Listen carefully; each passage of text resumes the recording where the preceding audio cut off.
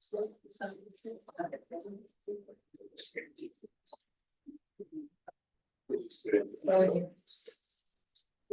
register, or would you just let me in? You got it before.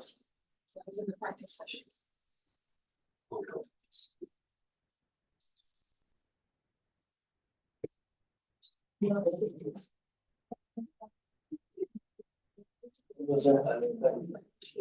Hello, everyone. Nice to see you all.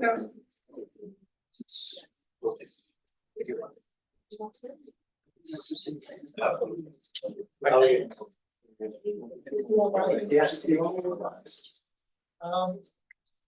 perhaps we just want to on the other side. We could get waiting for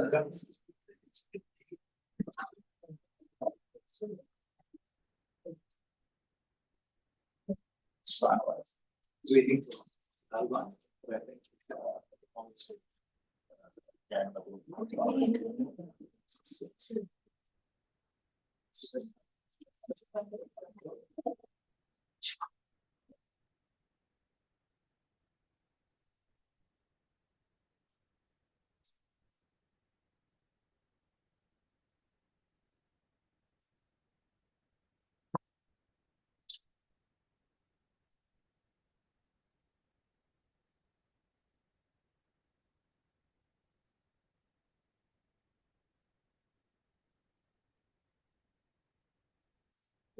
You are.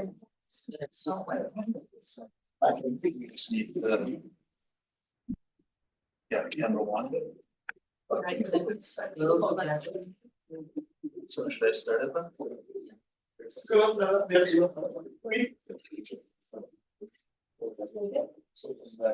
How do I make this post?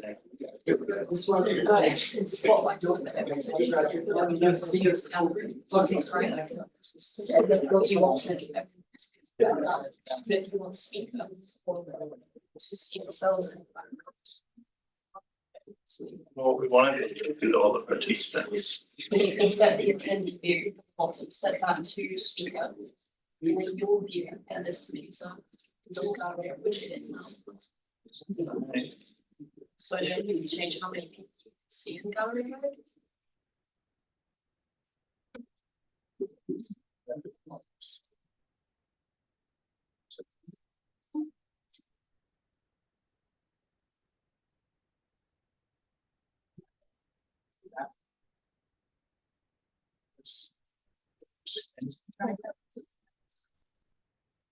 Me too.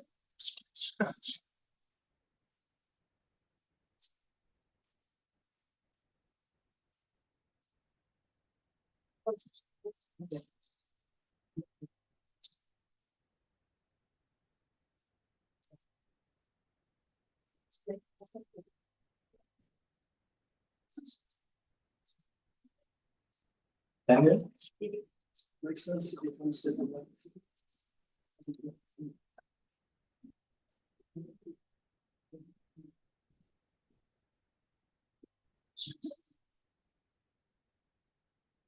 Yeah, very sense. So I'll sit here with you. Please join. Take 2 people out. You don't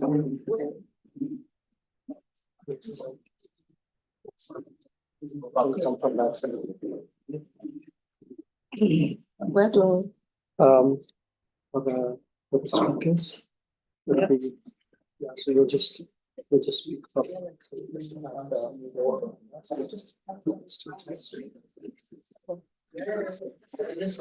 No, I'll be getting that.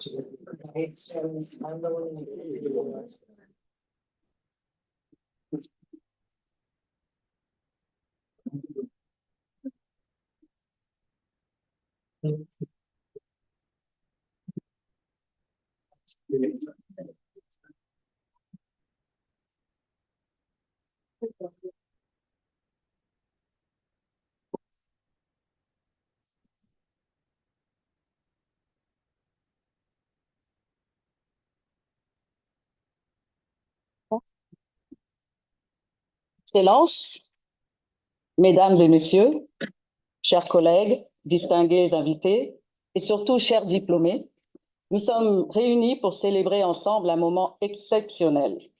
Je vais parler en français et mon collègue parlera en anglais après moi. Ce moment marque l'aboutissement de votre travail acharné et de votre dévouement, mais surtout le début d'un voyage qui façonnera l'avenir de la santé mondiale. Aujourd'hui, présents dans cette salle ou à distance, vous êtes 132 personnes exceptionnelles à obtenir votre diplôme d'études supérieures en approvisionnement et gestion de la chaîne d'approvisionnement en santé mondiale et de Master of Science. En tant qu'Africaine engagée pour le bien-être de notre continent, je sais combien il est crucial que les médicaments et les produits médicaux parviennent à ceux qui en ont le plus besoin. Votre travail est essentiel, vital, car il sauve des vies et a un impact sur les communautés du monde entier. Votre travail est le fruit de votre résilience et de votre détermination à vouloir faire la différence. Cette cérémonie est plus que la reconnaissance de votre succès, c'est le rappel de ce que nous pouvons accomplir ensemble. Chacun d'entre vous a choisi un chemin qui demande un engagement immense, non seulement à travers vos études, mais pour l'amélioration des systèmes de santé mondiaux. Soyez toutes et tous conscients que votre expertise pour le renforcement de ces systèmes permettra de sauver des vies et impactera les indicateurs de santé. Le partenariat d'Empower avec UNITAR reflète une vision commune de faire progresser l'éducation en santé mondiale. Ensemble, nous avons doté des compétences et des connaissances nécessaires pour relever les défis les plus pressants de la santé mondiale. Le monde a plus que jamais besoin de vous, de votre passion et de votre engagement. Alors que vous entamez le prochain chapitre de votre carrière, rappelez-vous que vous faites partie d'une communauté mondiale de professionnels dévoués à rendre le monde plus sain. Vos contributions seront inestimables, que ce soit en première ligne, en coulisses, dans l'élaboration de politiques ou au sein de vos communautés. Au nom de toute l'équipe d'Empower School of Health et d'UNITAR, je vous adresse nos sincères félicitations. Nous sommes incroyablement fiers de ce que vous avez accompli et impatients de voir l'impact que vous ne manquerez pas d'avoir. Merci et félicitations à la promotion 2024.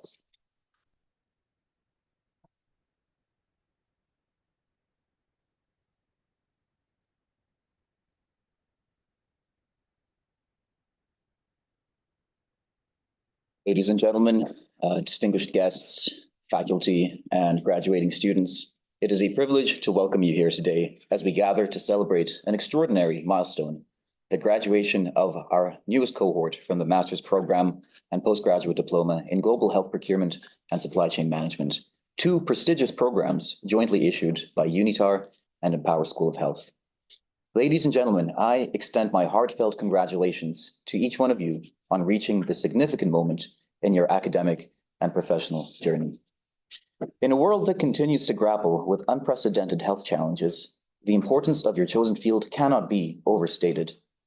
The COVID-19 pandemic has underscored the critical role that efficient, transparent, and resilient health procurement and supply chain play in ensuring that life-saving medicines, vaccines, and medical supplies reach the people who need them most. As we continue to confront new and existing global health threats, your expertise will be instrumental in shaping a future where health equity is not just an aspiration, but a reality. As you step out of this academic environment, you are now becoming ambassadors of the knowledge, skills, and values that UNITAR and Empower School of Health stand for. I encourage you to seek opportunities for learning and growth, to remain curious and open-minded, and to never lose sight of the profound impact your work can have on the lives of millions. The challenges ahead are immense, but I have no doubt that you are ready to meet with the same determination and passion that have brought you to this point today. Congratulations once again. I wish you all the very best in your future endeavors, and may you go on to achieve great things, making a lasting impact on the world. And as I finish this speech, it is with great delight that I offer the floor to Mr. Nikhil Seth, the Assistant Secretary General of the United Nations and Executive Director of UNITAR. Thank you very much, sir.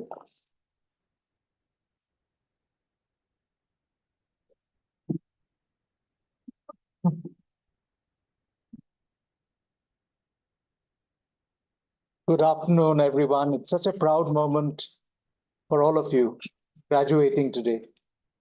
But it's an equally proud moment for us at UNITAR and at the Empower School of Health to have partnered to bring you where you are today. And I sincerely wanted to congratulate Paul Lalwani and the distinguished ambassador from Chad and the others who are present here today to celebrate this occasion with all of you. Graduation is always a moment of transition, a moment to look back on where we were and where we are going to be.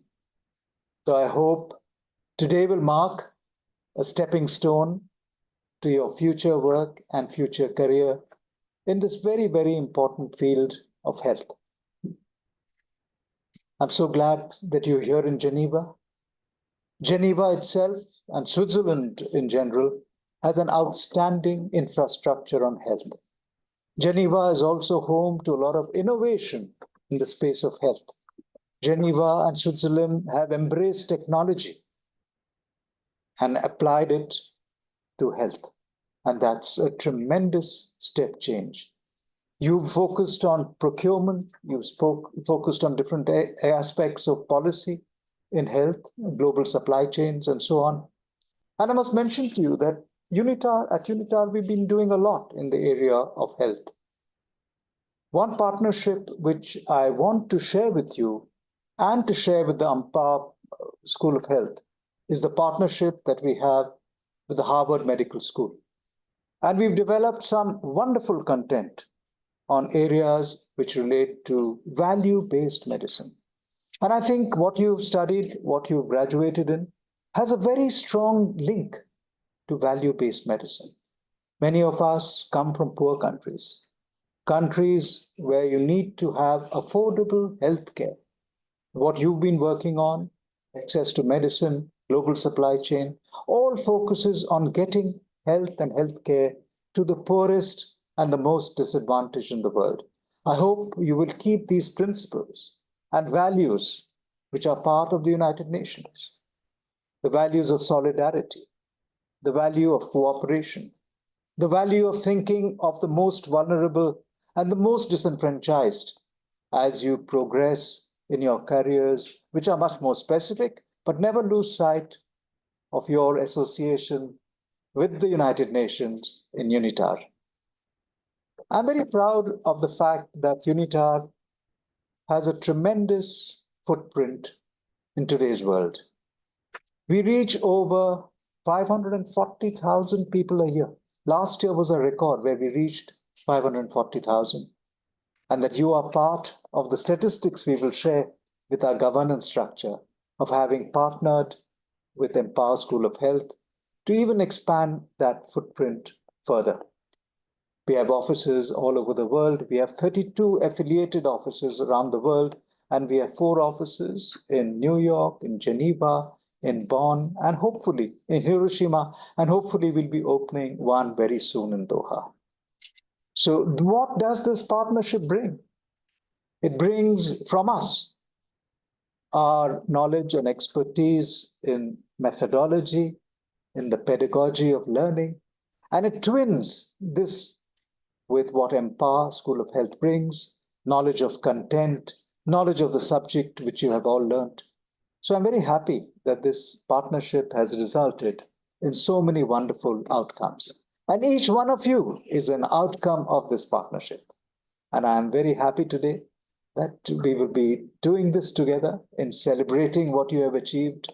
And I hope you will give feedback to us, feedback on the effectiveness of what the training program has offered you, feedback on how to improve it so that future cohorts can benefit even more from the kind of time and attention that the Empower School of Health and we have spent with all of you. So let me end by thanking you, by congratulating you, and sharing with great happiness this proud moment that we have today. Thank you very much, and you have a wonderful graduation.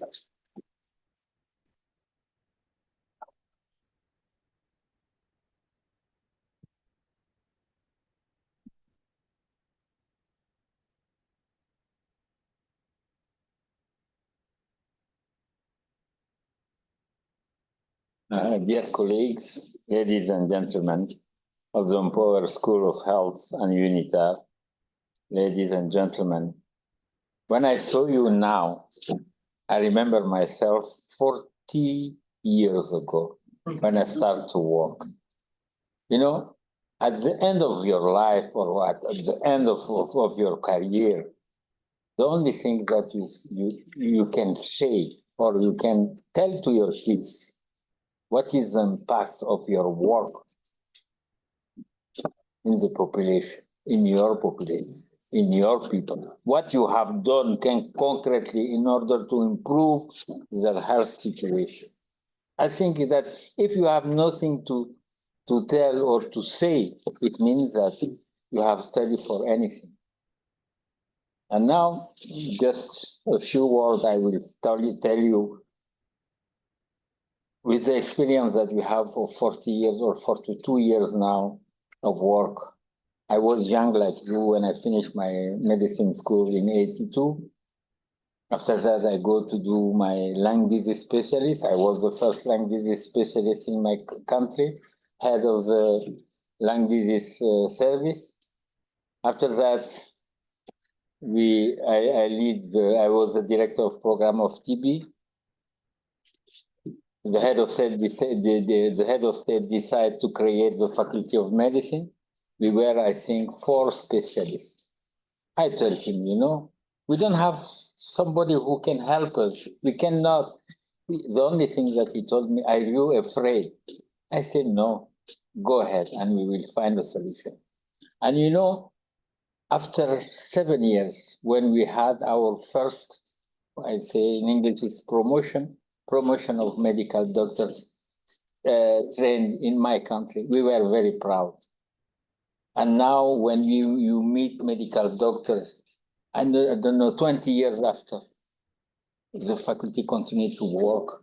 And when they call you maître, I don't know in English, but it's maître, it means that you train them and you see that you have done something for your country. And I hope, first of all, I will say some words in French because my English is not so good. Je voudrais surtout remercier le professeur pour sa visite à l'ambassade du Tchad, pour les discussions que nous avons eues et surtout pour la vision que nous avons eue pour l'Afrique. Vous n'êtes pas tous des Africains, mais si on parle du continent africain, nous avons besoin de cadres. Et ce que fait Empower avec UNITAR, je peux vous assurer que c'est la seule chose dont nos pays, nos différents pays ont besoin. Former des cadres, it's a weakness for us to don't have technical people who can work on health. It's a big problem. After 40 years of work, with my 22 years with my country and 18 years with WHO, you know, yeah, when you arrive at this age, you say, what I have done on WHO. I was leading the COVID-19 in Mali, in Benin, in Mauritania, in Congo. And this experience that you receive for all your life, you have to give it back. Because if you go closing our door, we have done our job, it's finished, I think that you don't bring something for your country. If you have at the end, the supply chain in your country is working very well, or you decrease the number of mortality, or you decrease, you have an impact of your job. I think that is the most important. Professor Lavani, I think that I was very surprised when you come to see me, and I would thank Virginie to have organized this meeting. And I meet with a man who has the same vision, how to improve the situation at country level. It's the most important, I think. And now you are there, but tomorrow you will be back. It's the first step. You have to improve the situation. I think that you have to continue. My last diploma, what we can say, I received it when I was in Benin. I was 62 years. And what I have done, I say, I am a language specialist. I have done this one. I have been trained like that. But there is something that I have in my heart that I don't have. So what? It's a public health, master of public health. And I have done it in Benin when I was 62 years old. That's why, just to show you that training, all your life is a training. It's the first step. If you want to be, comment dire en anglais, indispensable dans vos pays respectifs, vous devez continuer. Continuez à étudier, continuez à avoir un impact sur vos populations. Et merci beaucoup, monsieur le DG de UNITAR, que je ne connaissais pas du tout malgré mes 18 ans d'OMS. Hein. Donc, maintenant, ce que nous voyons avec Empower, et merci, professeur, d'avoir créé cette institution et d'en être aujourd'hui le leadership.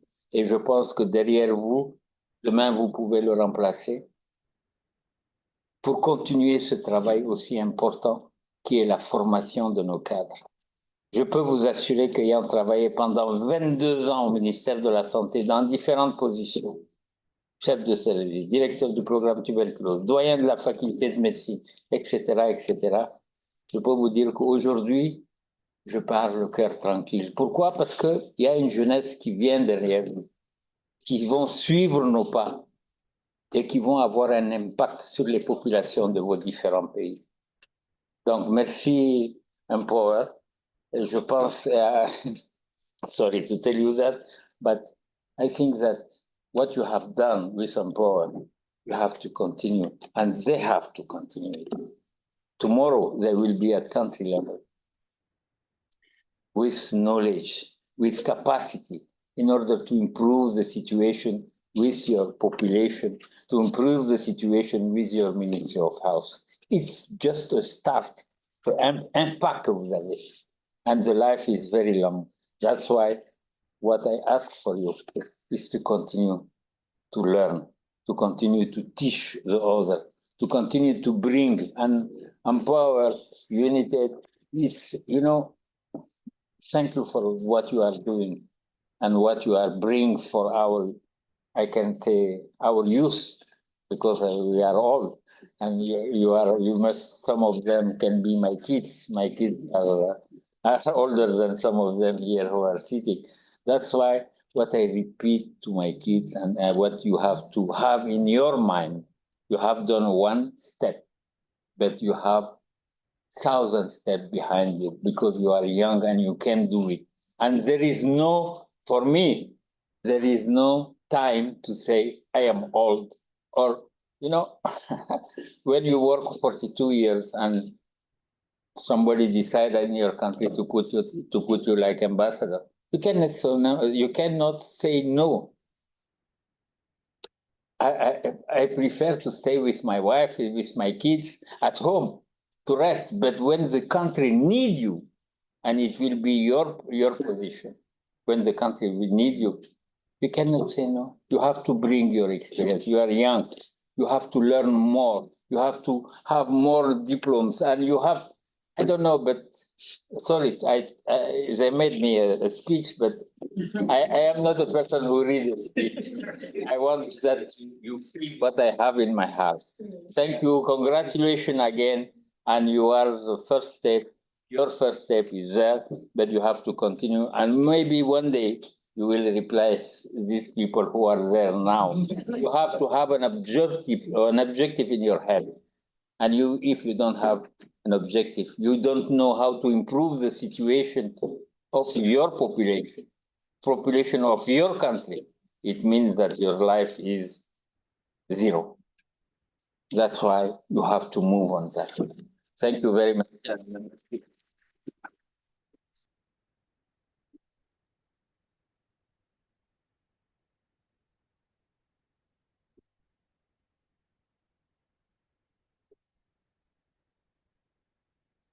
Your Excellency, thank you. Thank you for those wonderful remarks. I'd like to again thank His Excellency Director General Nikhil Sheth of UNITAR, His Excellency the Ambassador from Chad, Dr. Baptiste Jean-Pierre, my friend and former colleague, Marasi Mwencha from the Global Fund, and especially the youngest future member. Where's that small child? Is she asleep? The future, Nico, I just want you to know that's our future student. Huh? I plan well ahead.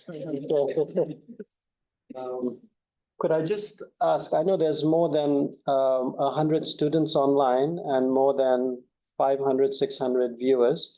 Can we at least see those big screen where we see small thumbnails of students online? There's a, sorry? You're working on it? Okay, it'll be good for the students here to see the virtual students as well. So as soon as you're able to make that work, that would be wonderful. Great to hear 540,000 students that you mentioned that UNITAR has. We are contributing, at least this batch is about 130. We hope to add a few more zeros behind that.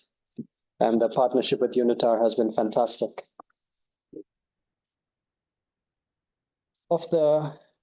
Just to give you a sense, and we've really moved the needle on this. Of the 130 graduates, almost 45% are women. When we started doing this, it was less than 30%. So more than a decade ago, the percent of women coming into the supply chain area, health supply chain, was less than 30%. And one of our focus areas was bring gender-focused activities into this. We had 45% at this graduation batch.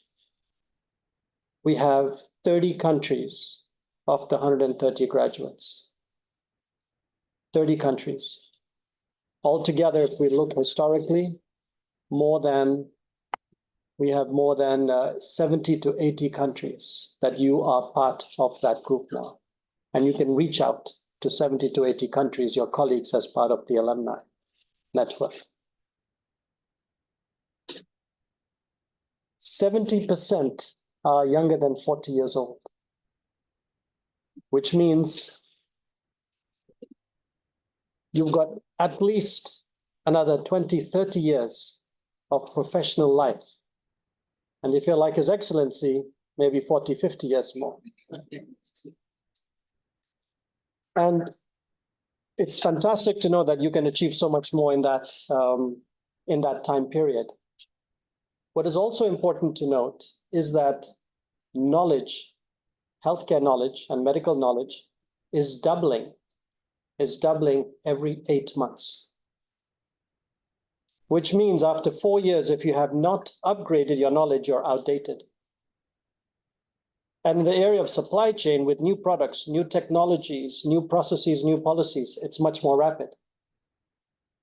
So you have to move much more quickly. At the age of 62, he got his master's, which means I have 2 more years to get my next degree.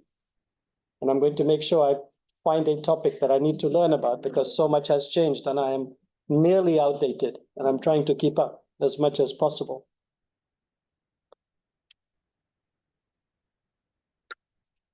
Three. I want to capture my remarks in those 4 threes.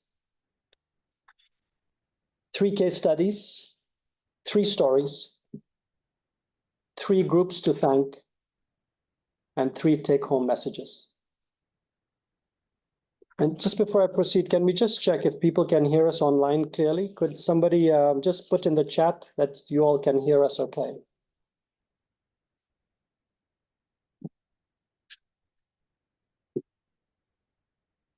Otherwise, we lose a large audience.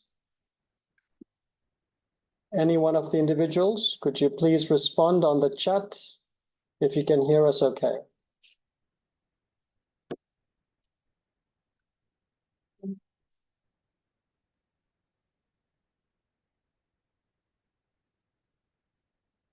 I'll just give it a minute.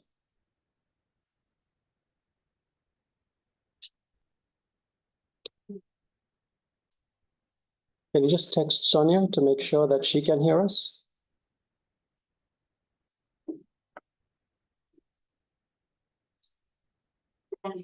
They can hear?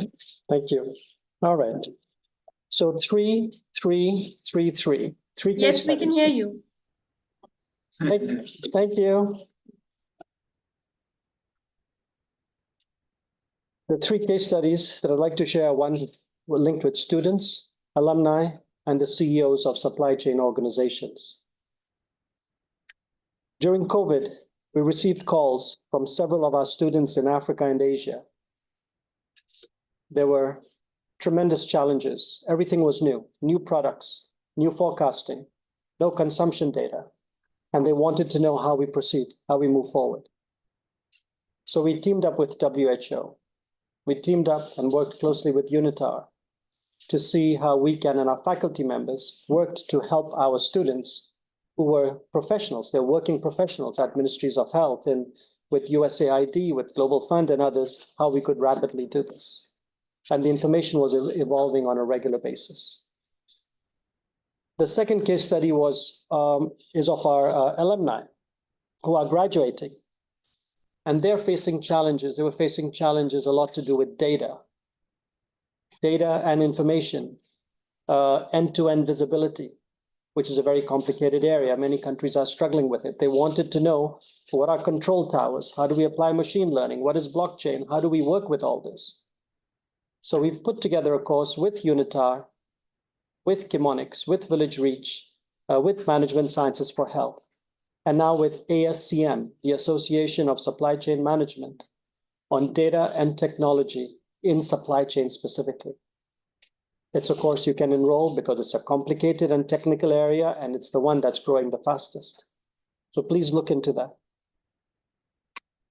And the third story is of the CEOs and the managers of central medical stores and of ministries of health. Life cycle in a government entities can be very unpredictable. Today you are the boss, tomorrow you're out. It could be from your own choosing or from a political decision point of view. Sometimes the CEO position is vacated because the person moves up. In the case of Senegal, the former head of supply chain has moved into the Ministry of Health, is the Minister of Health. In some cases, you are removed for various reasons. And procurement and supply chain is black and white. You will be asked to make decisions which will test your professional and moral ethics. We control a very large budget in many countries. You make the right moral and ethical decision, you may lose your job. And vice versa. You could keep your job, but then you would have to sell your morals. And we know that. But in the end, remembering that in procurement and supply chain, you have to choose the path of right, that for your long-term profession, long-term career, and your conscience is the right decision. And there have been many changes that have taken place at the top of central medical stores, where you see a change in leadership. Today, for example, in Kenya, we have a new leader. Zambia, we have a new leader. Senegal, we have a new leader. So one part of our focus area is also rapid induction training. How do we bring CEOs rapidly to understand what is going on in their central medical stores? Many come from the private sector or non-supply chain background. Managers, helping them go through the STEP leadership program so they become stronger, better managers. So those were the 3 case studies that I talked about. The 3 impact stories. I'll read out these quotes. I'm a pharmacist, and after completing this course, I felt more confident because I could use evidence-based and data-driven decision-making. You now have the tools. You can apply them. It's not about what I feel or you feel or somebody else in the room feels. Use data to make your decisions. Apply them, whether it's from forecasting or inventory management or turnaround cycles, etc. Another example, another quote. I have a management background, and I have grown in my career rapidly thanks to this training. I went from being a regional manager, moving to the central office, and then becoming a senior manager all within 1 year because I was able to add more value to my ministry. And the third one, I'm a nurse. I can now see that my work in the healthcare facility is directly linked at the global level, from sourcing to quality assurance to distribution, and most importantly, counseling and working with patients. You know, we think that supply chain is for pharmacists, for logisticians, for managers. 70% of supply chain happens in the front line by nurses. And we often forget to include them in our supply chain capacity building, training, coordination. Because if you want consumption data, it'll come from nurses and from the HMIS, not from the LMIS. Have to think more broadly. You have to bring those in.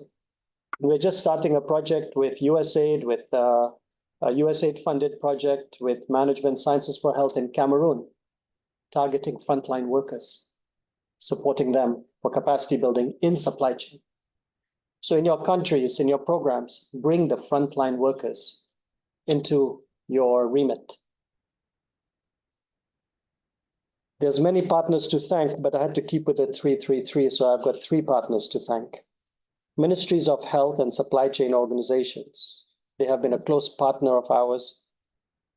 Central Medical Stores, PANAM, Africa CDC, many others. UN agencies, and especially UNITAR for their very strong partnership. Over here, a few months ago at the World Health Assembly, we held a partner joint conference workshop with the Africa CDC on local manufacturing. And now we have this graduation, and we realized that for many of you, it was difficult to come to Geneva, both in terms of getting the visas, the cost, and many of our colleagues could not even get the visa. They were declined, even though the invitation went from UNITAR. So a UN agency is sending you an invite and not being able to come. That's not good. So as we expand, we're thinking Asia for Asia, Africa for Africa, South-South is, and as you heard from the Director General of UNITAR, they have 30 plus offices around the country, around the world. We'll plan our next one, maybe in Addis, maybe in Nairobi. Easier for everyone to come. International flights from Asia, Africa, Europe. We have graduates from the US, from Switzerland, parts of Asia. Easy to come to some of the major metropolitan cities of Africa as well. And the third partners are, of course, the donors.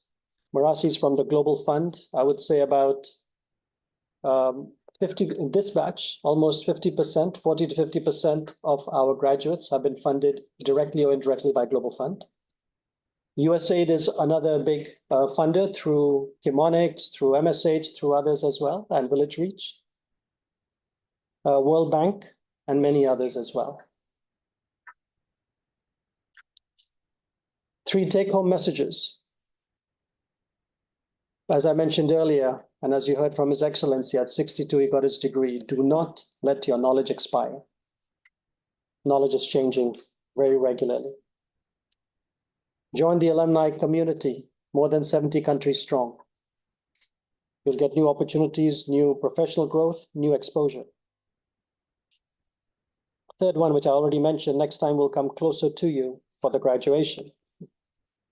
So in ending, I'd like to thank all the students for taking this journey, coming all the way here, joining the UNITAR Empower community.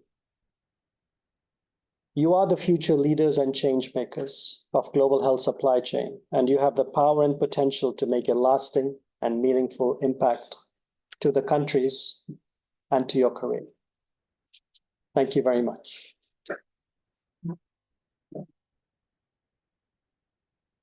And I'd like to invite Marasi Mwencha, who's the head of supply chain at the Global Fund.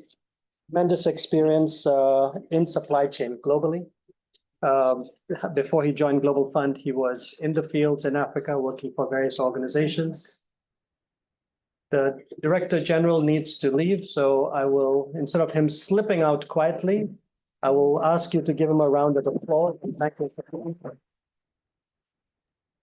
All of you deserve the applause more than I. Indeed. Indeed.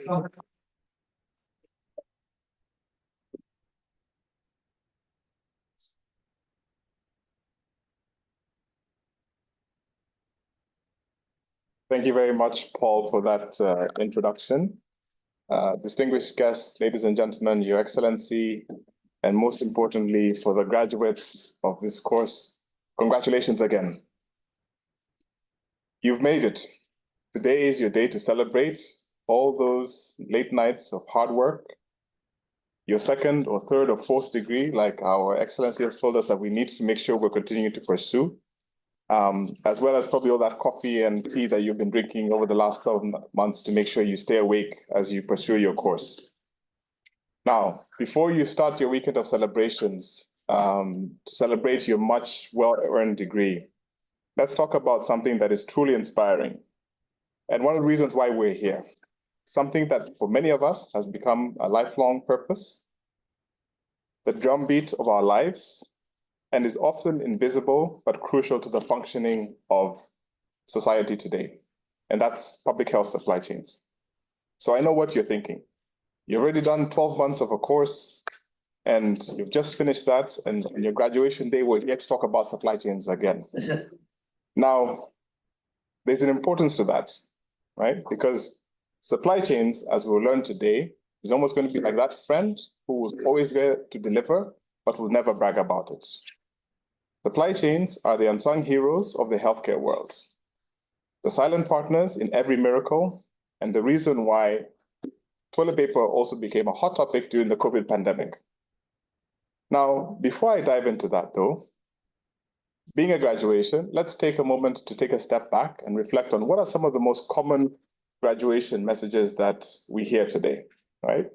And some of the most famous speeches, one that was given by Steve Jobs, talked about the importance of staying hungry and being foolish. And I think we just heard the importance of staying hungry in our pursuit of knowledge. Or J.K. Rowling, who also encouraged us to embrace failure and also make sure that we also keep on encouraging. Or most recently, one of the speeches that went viral by the Swiss tennis player Roger Federer, where he reminded us about the importance of resilience and adaptability. And when we look at graduation speeches far and wide, right, there's three main messages, which is a theme that Paul has also talked to us today about, the power of threes, which will also come out in my brief messages today.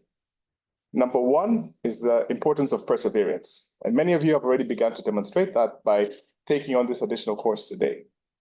The second lesson is also the power of following your passion. And last but not least, the necessity to give back to others. And this comes perfectly right after His Excellency's remarks of making sure that it's going to be important for us to face the challenges that we have face on. It's going to be important for us to make sure we pursue the dreams that we want to achieve relentlessly. But most importantly, and I think this echoes what His Excellency was saying, the greater success means more when we're helping others. So I hope that after today, we're going back to help others. So when Paul asked me to speak, I was on vacation last week. I had completely turned off, I had completely disconnected. And so it's this week I've been coming back to rush and put a few words together to share with you. I thought that the most compelling and befitting piece to share with you is my own story, which will hopefully serve as an inspiration and also guide for why we're hoping that many of you seated in the room today, as well as the 100+ graduates online, should continue in this field of public health supply chains. And that will tell you about how I ended up chasing my own passion and working in the past 2 decades in this space. So I'll take you back to early 2006. I had just taken up a job in Haiti. Some of you will know that country very well. And the work was both rewarding, it was inspiring, but for those of you who also know Haiti well, know that it was incredibly challenging at the same time. Now, at that time, I was supporting HIV clinical services, and we quickly realized that we needed supply chains to get essential lab reagents to the clinics, but those supply chains were anything but reliable at that time. So we improvised. We packed reagents into suitcases with frozen ice packs before early morning flights from the US to Port-au-Prince. We hand carried them through customs, across borders, into healthcare workers, so that they'd be able to diagnose HIV patients back in 2006. So the first time we did this, it made sense. The second time, still very understandable. But by the third and fourth time, I began to question myself and saying, is this the norm? Is this how we should be doing things in supply chains? Why couldn't we find a more effective and reliable way for getting our supplies from point A to point B, while preserving their quality at the same time? So this realization then sparked something in me. It was a drive to understand how we can improve supply chains, and the rest, as they say, is history. So that job in Haiti inspired me to work in various organizations, as Paul was saying, supporting supply chains from DRC to Vietnam, Tanzania, Kenya, my own home country. And the reason why, to address those same challenges that, if we're being realistic, continue to exist today, and perhaps serves as inspiration for why many of you have also pursued your courses as well. Today, almost 20 years later, as Paul was saying, I work for the Global Fund, and that's an organization that has invested more than $60 billion in HIV, TB, and malaria. And specifically in supply chain, we've also invested in data systems, infrastructure, logistics, pandemic preparedness, but most importantly, and the reason why we're here today as well, workforce training. Now, the Global Fund also procures $2 billion worth of health products on an annual basis. We deliver them to 100 countries. And throughout our course of existence since 2002, we've helped save 59 million lives. That's the power of a well-run supply chain. So if we go back to the COVID pandemic, we remember when people suddenly realized the importance of PPE, ventilators, oxygen, vaccines, and all of those were delivered. But that wasn't done magically. There was a lot of work happening behind the scenes, people working overtime.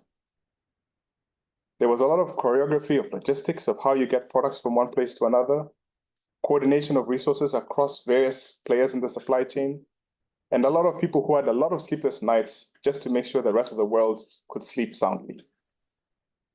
But our supply chains, as you've known and learned over the course of the past 12 months, is not just about moving products from point A to point B. It's also about equity, it's about fairness, it's about justice as well. A well-oiled supply chain also ensures that your life-saving health products, including vaccines, reach not just the big cities of Abuja, but also the small remote villages in Togo. It's also making sure that no matter where you live, everyone has the same shot at having equitable access to healthcare, health products, as a human right, not as a luxury. But let's also not forget the boldness and innovation involved in that process. I mean, who else but public health supply chains would raise their hand in the middle of a pandemic to say that I am willing to make sure we're getting vaccines at minus 20 degrees to more than 100 countries for millions of lives in the middle of such a challenging time? That kind of optimism, that can-do spirit is what I'm challenging many of you to continue to exemplify and demonstrate as you continue your careers and learning moving forward. So as graduates, future leaders of supply chain, as we've been challenged by Paul and others around us today, whether you remain in public health, whether you go to engineering, whether you end up in business or any other field, remember the important lesson of supply chain. Be the person who quietly makes things happen, the one who ensures that what needs to be done gets done, even when no one is watching.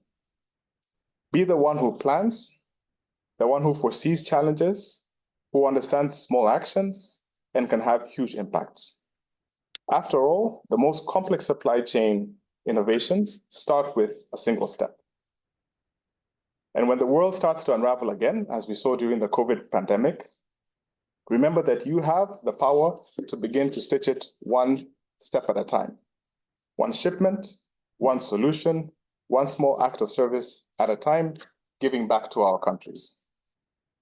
And so, as you go forward, be that hidden hero.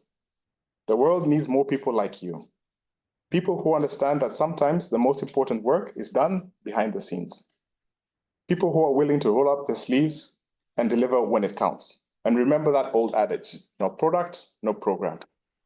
And so to this graduating class, our future supply chain leaders, may the remainder of your careers be just as efficient as just-in-time delivery, as resilient as a well-stocked warehouse, and as impactful as a life-saving vaccine. Congratulations. Thank you for being the future of the supply chain. Thank you.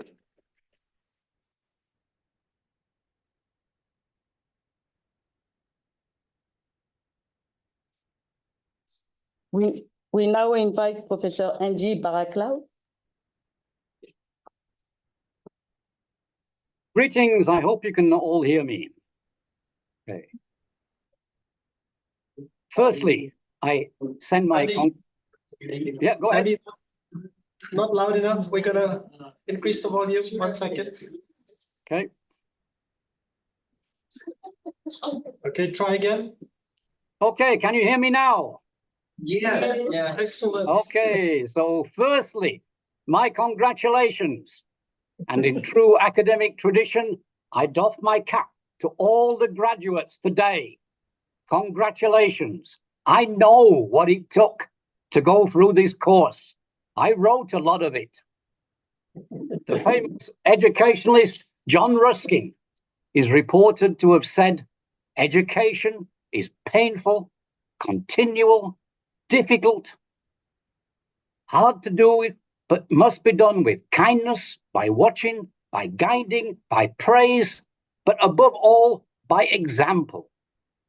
And I'm sure many of you felt that we gave you far too many examples, as we made you go looking for obscure publications on the internet, into the online bowels of the WHO archives, to find all these strange references, and to undertake these complex calculations, all these examples. You have done the difficult, the challenging, perhaps at times even tear-inducing. And my recorded voice has tortured you as you've gone through quantification calculations, obscure pharmaceutical concepts like mean kinetic temperature, and management and leadership methodologies. So what advice can I give to a graduating class that's already endured all of this? It is simple. Uphold integrity in every aspect of your professional life. Your reputation is your most valuable asset. Integrity is how you keep it safe. And not just financial integrity. Integrity in human interactions, where we're respectful and kind to each other. Integrity in science, when we're rigorous and follow evidence-based methods. Integrity in our shared purpose of creating a healthier world and advancing human progress. You are about to enter a world that desperately needs your skills and abilities. But after enduring, and I hope embracing, this course, my message to you is that you are braver than you believe. You are stronger than you seem. You are smarter than you think. You have the knowledge and the ability and the skills. Now, please go and change the world and make it a better place for all our children. Thank you.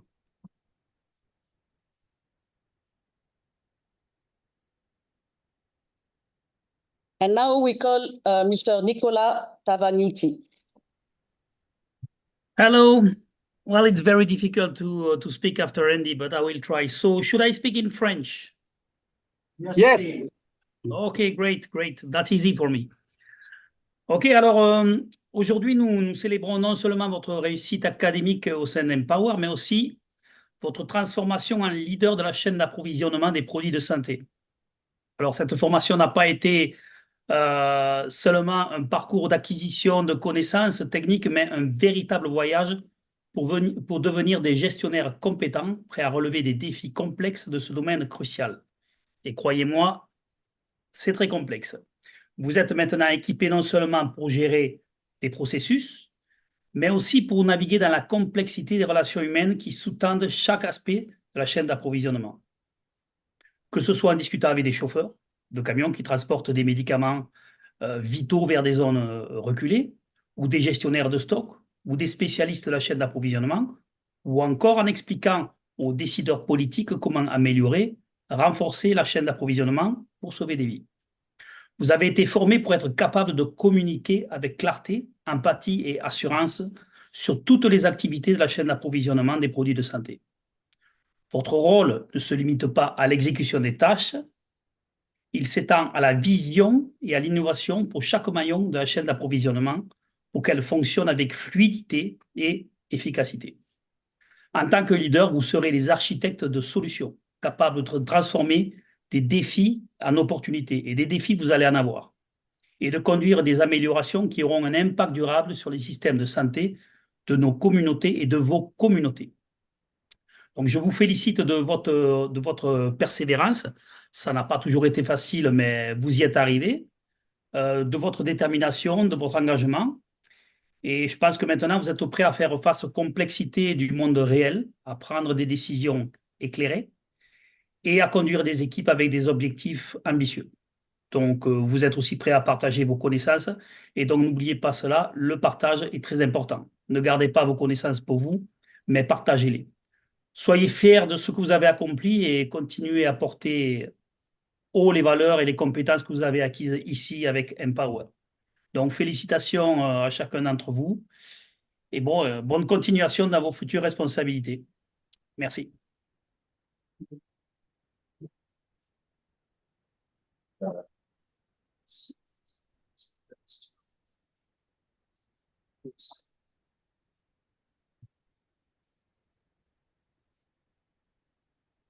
So the other director from UNITAR, Dr. Ibru Kanan Sokulu, will be joining shortly. She's just flown in. She's on her way here. In the meantime, what we're going to do now is see a short video of some of our graduates, and then 8 distinction and high distinction graduates will be speaking. Those who are here in person will speak first. Not first, they'll actually go in order. And then we have some online and some here in person. So we want to honor the graduates of high distinction and distinction. And you'll see the slides coming up one by one. Stephen's going to run through them. So first the video, and then we'll invite you to come and speak. Thank you.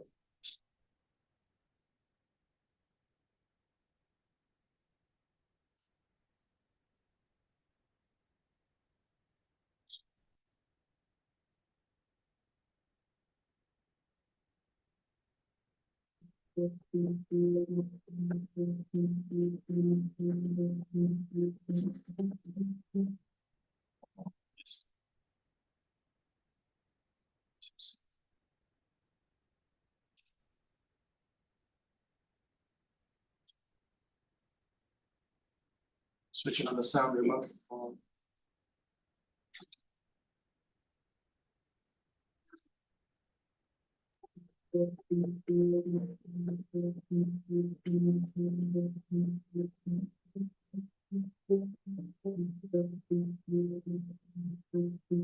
Throughout the study, the course has been very interesting and insightful. The course is designed in such a way that it incorporates all crucial areas of procurement and supply chain management, governance, support functions, and sales teams. Ce qui m'a permis de concilier la pratique et la théorie.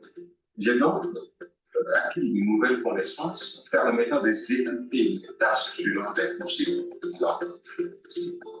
Je voudrais demander à ceux qui aspirent à suivre cette formation à choisir un Power School parce que the master's program helped me to fully understand and apply the concept of supply chain management as it relates to therapeutic outcomes. It also helped me to develop appropriate monitoring and evaluation tools for regulating the commodities and medicine supply chain. Cette formation m'aura permis d'acquérir des compétences techniques et pratiques, améliorant de manière significative mon rendement au sein de l'unité GAS. Je remercie Empower School of Health pour la qualité de ses cours. From the very beginning, the Empower School of Health has been just more than an academic institution for me. They provided not only knowledge, but also the practical tool and insight needed to navigate the complexity of global health supply chains. Et ça m'a permis personnellement de pouvoir relever le défi que j'avais en termes de planification et gestion des produits de santé jeunes employeurs. Today, as we stand on threshold of the next chapter in our career, we carry with us more than just people. We carry the knowledge, skills, and unwavering determination to make a difference in the world, no matter the circumstance.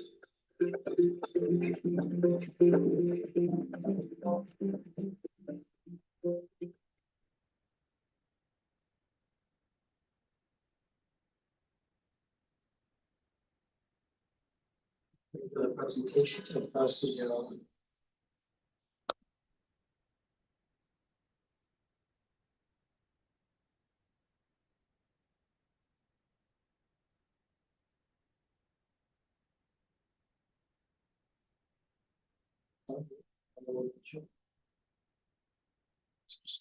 Yeah.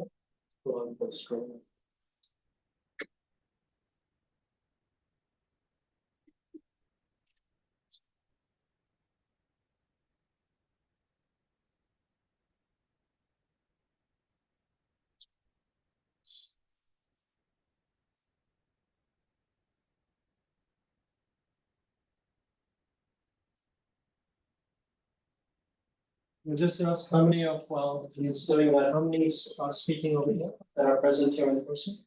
1, 2, 3, 4. Okay.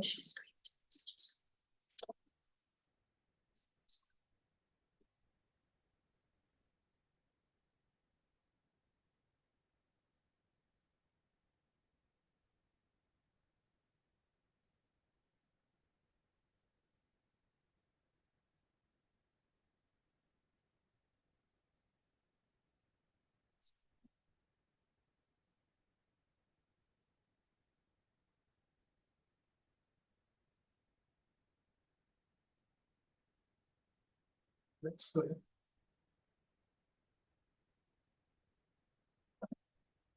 Mary Hitaka. So Mary Kitaka is from Kenya. She finished her master's in global health procurement and supply chain. She's from KEMSA, the Kenya Medical Supplies Authority, and she's a senior procurement officer. When I shared this with your supervisor, he said, she is very focused. Congratulations to her. Please ask it.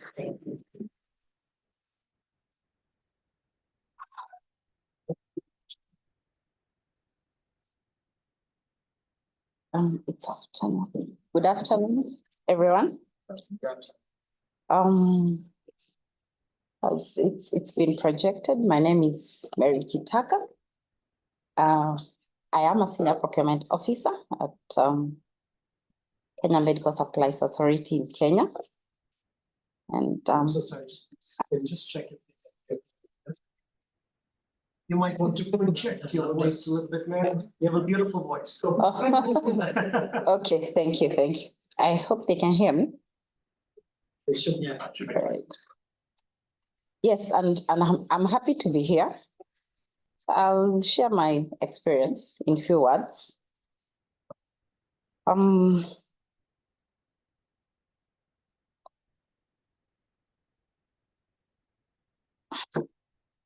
Allow me to take this opportunity to share my experience in the Masters of Science in Global Health, Procurement and Supply Chain Management course at the Empower School of Health. When I began the course, it's a course that I had not planned to do. I was not aware of the course. Then a friend and a colleague in the supply chain field shared the link. So when I clicked on it, I thought it's an interesting course. Now that I do supply chain and specifically in public health. So I enrolled for the course. And I did, there was a requirement that you do an essay for a partial scholarship, which I did. I got the scholarship and I got the admission.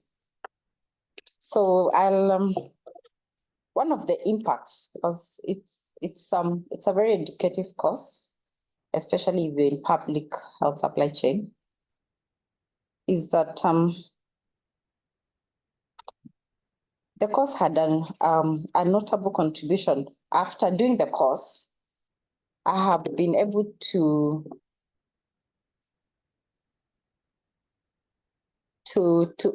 provide a notable contribution in the development of programs, PSM plans. One of the modules in the course was to develop a PSM plan. And one of the notable contributions currently in my career is on inventory management. Many countries, when we are preparing the PSM plan, the component of inventory management is overlooked. So, and after doing the course, I'm able to apply the knowledge as we prepare the PSM plan for our country. And the other impact on the course on my career is on emergency preparedness. When COVID came, we were all unprepared. Many of the supply chains were unprepared. So I found that particular model very interesting and very informative. Now that when COVID came, we were all running around. Nobody knew what to buy, where to buy. And that knowledge is a milestone for supply chains to understand how to plan for emergencies and such alike. How has the course helped me? I have gained global insights that will enhance my contribution in management complex public health supply chains. To conclude, I am deeply grateful to the Empower School of Health for their guidance and technical assistance throughout the journey. The unwavering support was indeed invaluable. The e-learning and the practical case study approach that made the learning experience both impactful and relevant. And to conclude, I'm happy to join the Empower's prestigious network and alumni.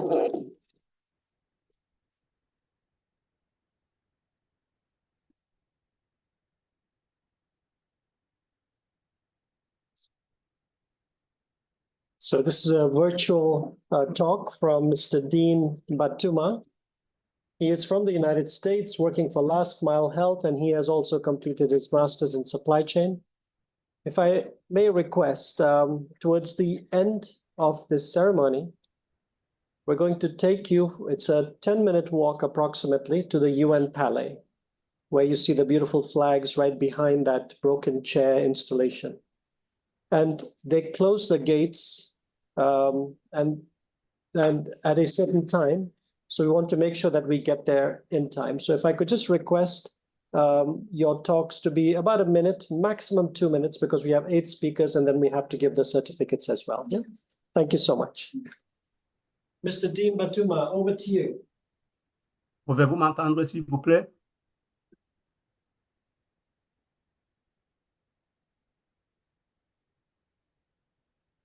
Hello?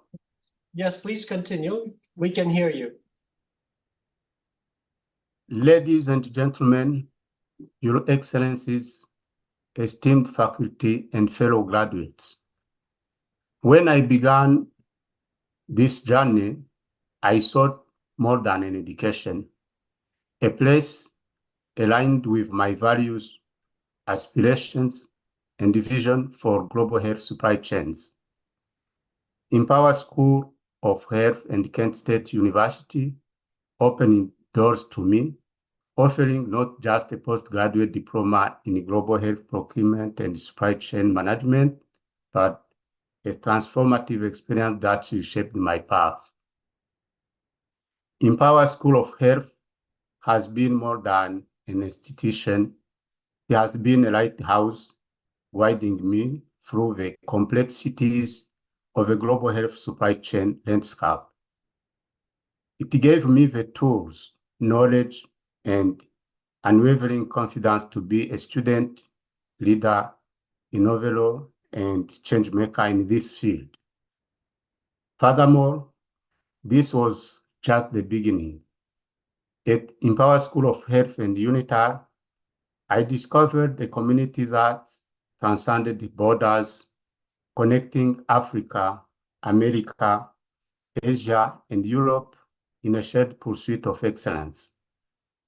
Thank you so much, dear fellow graduates. This global network was so powerful and enriching that we couldn't stop there. We pushed the boundaries by pursuing a Master of Science in Global Health Procurement and Supply Chain Management, and some of us, myself included, took it a step further by combining it with a postgraduate diploma in digital health, forging a path of new technologies, artificial intelligence, and innovation. To anyone seeking a world-class education that shapes global leaders, I wholeheartedly recommend Empower School of Health and UNITAR. The community, curriculum, and support are unmatched, preparing us to tackle the most complex global health and supply chain challenges. Dear fellow graduates, Empower School of Health has empowered us to carry forward the spirit of leadership, excellence, and resilience that define our journey, unlocking what once seemed impossible. Thus, dear fellow graduates, I have one message. Stay hungry because creating the future is ours and our potential knows no bounds. Thank you, Nicola Tawanyusi, for being a great mentor. Thank you, Empower School of Health and UNITAR. Congratulations, graduates.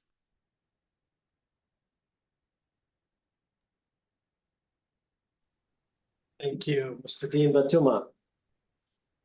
We have the third high distinction graduate.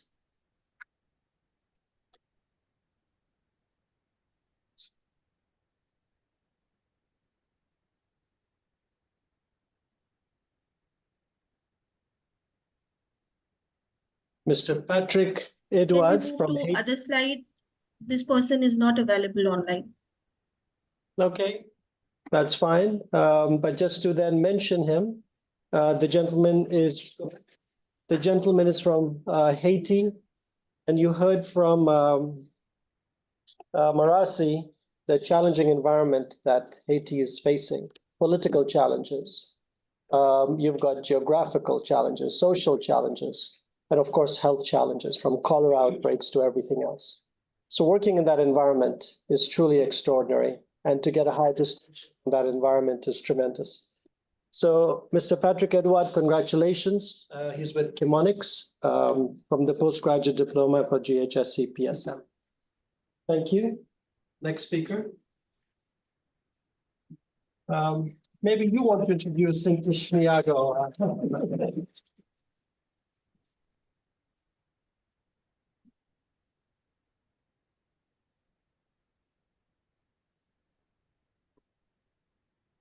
Bonjour à tous, ou plutôt bon après-midi, mesdames et messieurs, chers collègues. C'est avec beaucoup de fierté que je me tiens devant vous le diplôme d'études supérieures en gestion de la chaîne d'approvisionnement et en achat public. Cette formation a été une véritable aventure, riche en apprentissage et en découvertes. Elle m'a permis de développer des compétences clés dans la gestion efficace des approvisionnements, tout en m'ouvrant les yeux sur l'importance des achats publics dans la performance des organisations. Chaque cours, chaque étude de cas m'ont aidé à mieux comprendre les enjeux complexes de ce domaine essentiel. Ce programme m'a doté d'outils pratiques et stratégiques pour optimiser les processus d'approvisionnement, renforcer la gestion des risques et promouvoir des pratiques responsables. J'ai une mention spéciale pour le cours sur le leadership qui a été particulièrement enrichissant. Au-delà des compétences techniques, j'ai aussi acquis une vision globale des défis actuels et futurs. En conclusion, je terminerai par dire que ce diplôme n'est pas seulement une reconnaissance académique, mais qu'il est le point de départ d'une carrière enrichie pour des savoirs précieux et des perspectives nouvelles. Je suis enthousiaste à l'idée de mettre en pratique ce que j'ai appris et à l'idée de contribuer activement à l'amélioration de la chaîne d'approvisionnement. Merci à Empower.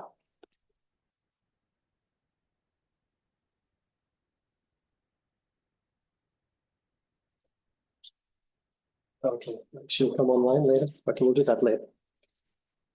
So what's interesting is one of the countries that Empower is working on or working with is supporting DRC strengthening.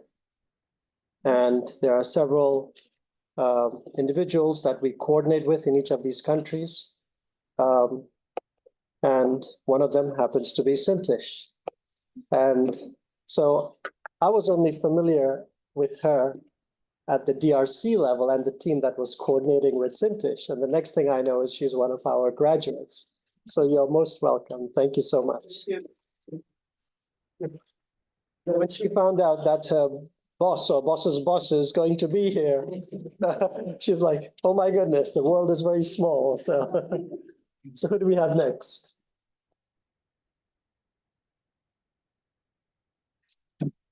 Mr. Nguyen Dao, thank you very much. Well, good afternoon, everyone. So I'm very honored to be here to share my experience with the Empower School of Health. You know that I met Dr. Andy Bracross almost 20 years ago. When I met him, I had zero knowledge about the supply chain. He is my first and lifetime teacher mentor on global health supply chain. That is why I know about the Empower School of Health. I have been studying with the Empower School of Health since 2012 with the introduction course. And then I took the postgraduate course and now Master of Science. That shows that I love the Empower so much, right? And so as the Ambassador Baptiste Jean-Pierre said that the learning has no end. So I wish I had to have more chance to study with the Empower School of Health. On what I learned from the Empower, I applied to my daily work, directly to my work. And you know that Vietnam has the transition from the donor support to the government owned. So that is why I contributed to my knowledge and practical tool from Empower to the journey to self-reliant in my country for both HIV and TB program in Vietnam. So in addition, I also inspire my other colleagues, especially the colleagues working in the public sector, to attend the Empower School course and other initiatives co-organized by the Empower School of Health. Again, thank you very much for being a part of my incredible journey. Thank you.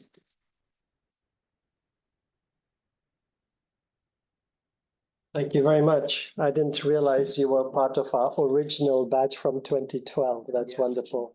That's when we had not started online. In fact, I believe it was one of those early courses, with face-to-face trainings we used to do, when the participants asked us, could you, these 5 days trainings are fantastic, but when we go back, there's no continuity. And flying out is very expensive, and we can't get too many approvals to fly. Could you help us create a program which we can continue when we go back? There's continuous support, on-site technical assistance while we are still learning. So that was the vision of creating an online supplementary course where we can do a combination of both. So thank you for that feedback from many, many years ago. Next, please. We have Priscilla Ajokor Ajay. She's here in person. She's from Ghana, and she's wearing the beautiful print from Ghana as well. So please. Good afternoon, everyone. Good afternoon, Your Excellency and Mr. Mwacha. It's good to see you in person, Professor Paul. So it's an honor to stand before you today at this graduation ceremony in Geneva, a city known for its diplomacy and international cooperation. We gather here united by a shared commitment to improve global health outcomes, and the Empower School of Health has been instrumental in making this vision a reality. This postgraduate diploma program has been more than just an academic pursuit for me. It's been a call to action.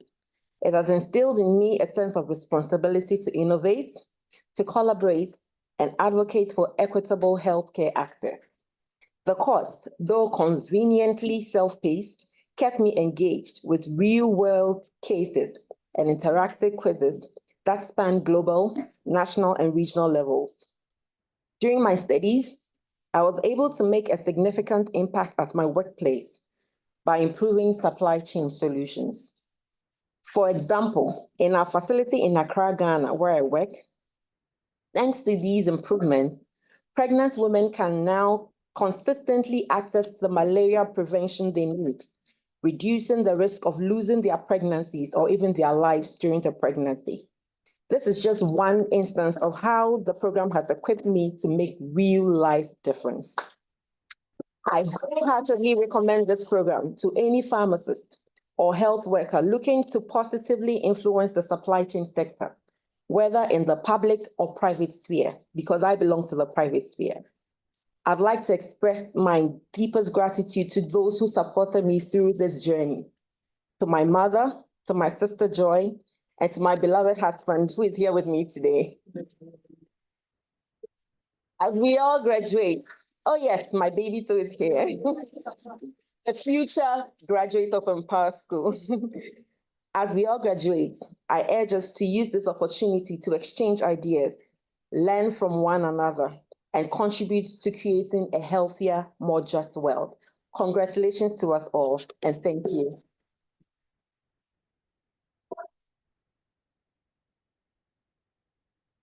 Next, please.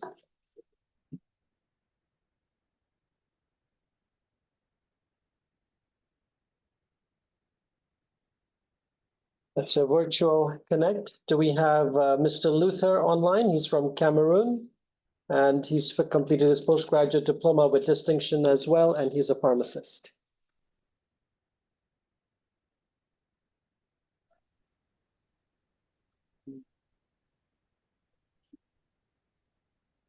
Okay, bonsoir à tout le monde. Merci de l'occasion que vous me donnez de partager mon expérience avec Empower Health School. Mon parcours dans ce programme a été une aventure très enrichissante, car dès le début du programme, j'ai été agréablement impressionné par la qualité des enseignements, la pertinence et la clarté des modules qui ont meublé ces enseignements et la profondeur de discussion que nous avons successivement eue avec tous les enseignants et les autres étudiants. Chaque module était une occasion pour moi d'apprendre de nouvelles théories et de pratiques et de les mettre directement en application face aux défis auxquels j'étais confronté dans la mise en œuvre des activités de la chaîne d'approvisionnement dans mon domaine de compétences. C'est ainsi donc que j'ai pu relever ce défi et accompagner tous les acteurs de la chaîne d'approvisionnement de mon ressort à adopter les bonnes pratiques en matière de gestion de stock et à mettre en application les directives de gestion de stock. Je tiens à remercier particulièrement l'équipe pédagogique d'Empower Health of School pour son soutien indéfectible lors de cette formation qui n'a pas du tout été facile à cause des contraintes professionnelles. Je tiens également à remercier tous mes camarades et les autres étudiants d'Empower Health of School qui, lors des webinaires, ont toujours manifesté leur esprit de fraternité, de convivialité, ont exprimé cette sincérité-là lors des échanges. Je tiens également à remercier ici, lors de cette cérémonie, deux de mes camarades à la personne de Dr No Christian et Dr Bello Mohamedou, qui m'ont toujours guidé, encouragé et m'ont offert des conseils précieux qui m'ont permis de valider tous mes motifs. Ce programme a non seulement renforcé mes capacités professionnelles, mais m'a permis également de développer une vision stratégique et globale de la chaîne d'approvisionnement. Je suis donc convaincu qu'avec cette formation, je serai un atout majeur dans la mise en œuvre des différents aspects de la chaîne d'approvisionnement du ministère de la Santé publique du Cameroun. Je suis immensément reconnaissant d'avoir pu y participer et je remercie sincèrement toute l'équipe d'Empower. Je vous remercie.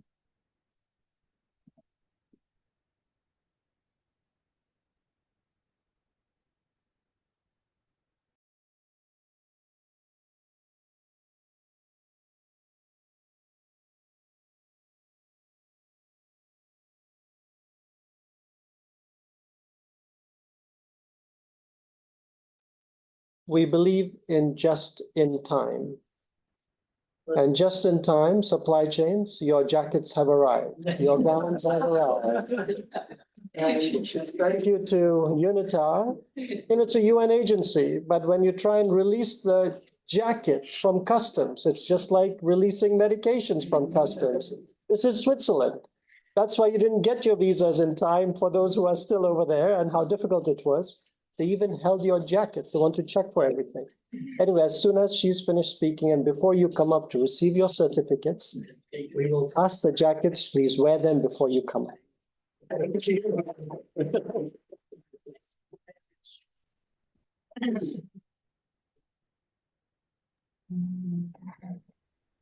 Bon après-midi à tous. Il me choix l'honneur d'être devant vous ce jour dans le cadre de la cérémonie de remise des diplômes supérieurs à gestion de la chaîne d'approvisionnement. Comme vous avez pu le constater, je suis ingénieur informaticien et dans le cadre de mes missions au ministère de la Santé publique, j'ai été confrontée donc à la gestion des données des différents entrepôts, la gestion des données des stocks des produits de santé. Alors, en ma qualité d'informaticien, dans un premier temps, je me suis dit que est-ce que je vais m'en sortir? Fort heureusement, j'ai eu cette opportunité grâce à Global Health Supply Chain PSM que je profite pour remercier ici.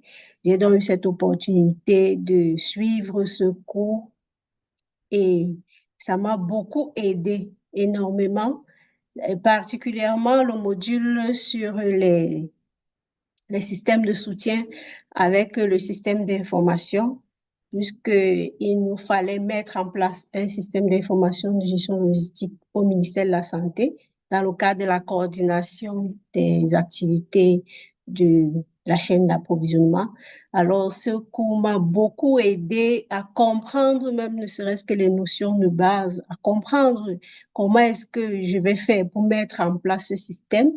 Et aujourd'hui, on le fait autant bien que mal. On essaye, avec le système mis en place, on essaye de suivre les approvisionnements et les stocks au niveau de toutes les régions du Cameroun.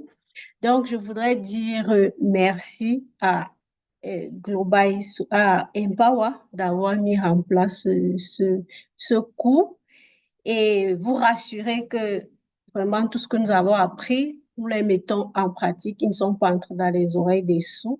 Nous les mettons en pratique. La preuve, grâce à cette formation avec toute la pratique que j'ai faite, j'ai pu obtenir un petit poste de chef de bureau dans ma direction. Donc, je profite également de l'occasion pour dire un merci particulier à ma collègue Marceline avec qui je suivais ce cours et qui ne cessait de m'encourager parce qu'il fallait par moments suivre les cours dans la nuit, puisque en journée, il faut travailler, le soir, il faut suivre les cours. Donc, je dis un grand merci à Marceline. Un merci également à tous les autres collègues avec qui nous avons suivi ce cours. Et je terminerai mes propos en disant également merci à PSM qui a bien voulu appuyer financièrement ma formation. Bravo à nous tous, félicitations à nous tous. Je vous remercie.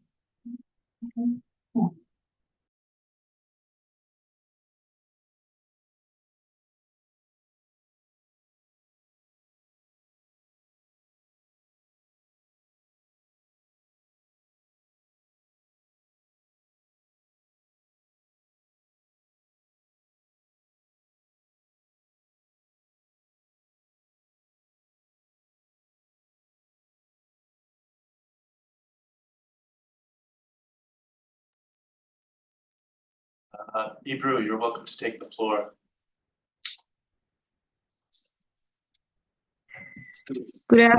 Yes, good afternoon. I think it all comes with a perfect timing. I congratulate all the participants to this program. It's been a great honor for UNITAR, for us collaborating with Empower School of Health on this program is extremely essential, and particularly at times of very high health security related issues that we are facing with every day in different parts of the world. And well, health issues just appear, and health security related issues just appear in different forms in the globe currently. And the program addresses the need for professionals in this field, which will actually provide health assistance and also contribute to the development of the society. So this is extremely important for us. And we're grateful for the Empower School of Health for collaborating to achieve and to see many graduates in Geneva. I'm very glad to see some of your colleagues are here, and also around different parts of the world. So we are connected online. I'm also connected online to this graduation ceremony, and I share the glory and the pride that you all share, because you have accomplished a very important program, and you will continue your future career plans based on the strong partnership. And that's why you now become the advocates to face with and to fight against the public health threats in various and diverse forms that are multiplying around the world in your communities, in our near surroundings. And they are now moving faster than ever and in this globalized world. So we need strong institutions, we need collaborations and partnerships in facing and in fighting against these challenges. And of course, any graduation ceremony comes with a lot of emotions. And so I would like to thank those beloved ones who actually provided a great support, tremendous support to all of you, each of you, your families, your friends, and your professional colleagues. And of course, I congratulate the participants who actually made it through. So now, again, as I mentioned, you now became the delegates and the advocates of the diplomas that you earn. And congratulations once again. It's been a great honor for UNITAR to partner and to host this particular event. And we're looking forward to having the great works that you will be accomplishing in your future careers, and we will definitely be following. And of course, please do not hesitate to inform us with all these great successes that you will accomplish in your future careers. I thank again, once again, the Empower School of Health, the colleagues out there and online for making this program a reality. And once again, congratulations to all the graduates. Thank you very much.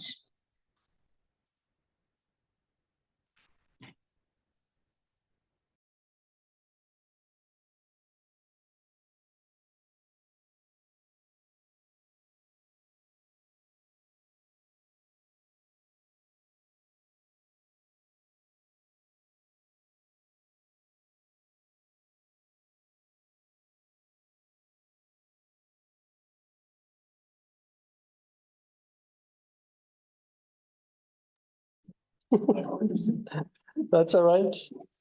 Well, the people over here heard me, so let me just say this.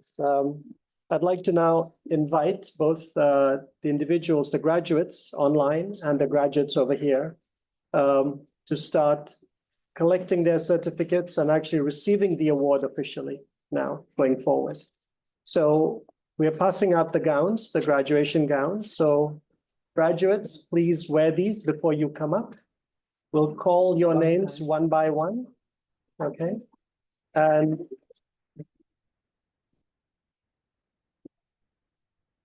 for those who are online, apologies, you can't wear the gowns as yet.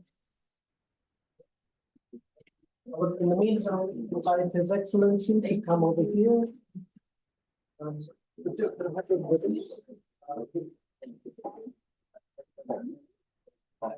I need you. We need to move at 3:45, you said, right? For the people that are here, it will be right about 3:45 and then, so when we head into online, then you can step out. I'll take names and you can just so please come here, Marasi, please join me. Daniel and Virginie, please join us. So what will happen is we'll call the name, they will come one by one. You would put all these ribbons over here. You would each one with a ribbon. I would keep this here, keep them over here. I'll give them to the back.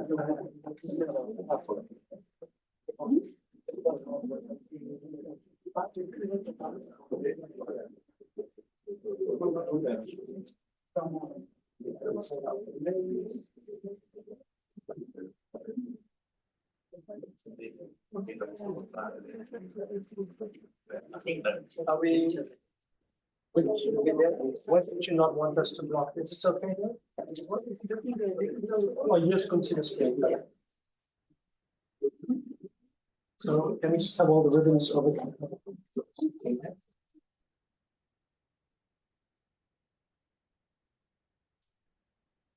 All right. So you're going to see your name on the screen. We'll call them out. Let's make sure we have it. Just go next. Let's see if we have the right order. They should be organized. Is Bernard first? Bernard Omari. No, but there's also a screen coming. You come from this side. Okay. You come from the right side. We need to just see this. Yeah. Go on.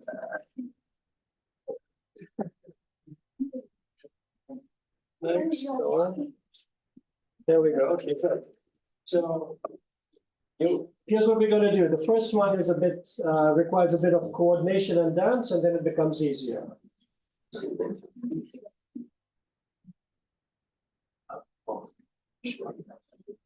What's that? They will, so they'll see one by one, and then we'll bring them in the middle for the photo. Some will receive this. Congratulations. Then you shake hands, and shake hands, and then you stand in the middle, and then you come in the middle.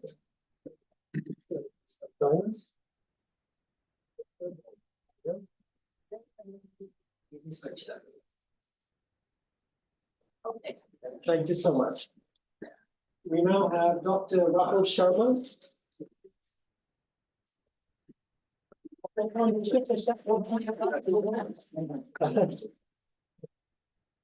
you so much. I've known Dr. Rahul Sharma worked for Empower for a few years. Rahul? Yeah. Congratulations. Come in the middle. Can you shake a few more hands before you get photos?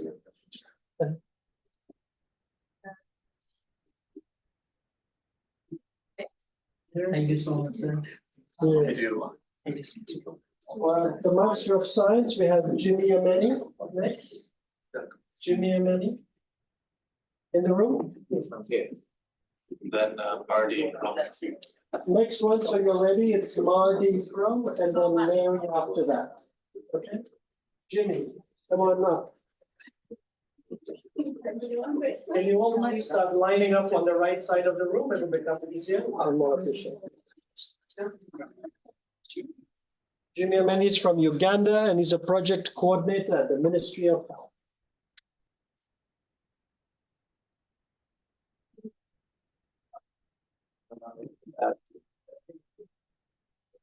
Congratulations. Congratulations.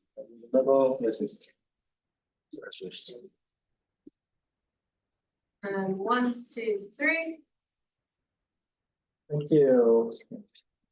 Next we have Marty Frank, then Mary, and then Mattel. Oh, go back.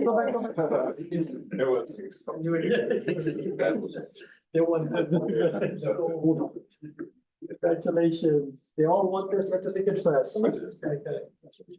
There you go. 1, 2, 3. Thank you. And Mary from Kenya, Kemsa, we heard a speaker earlier.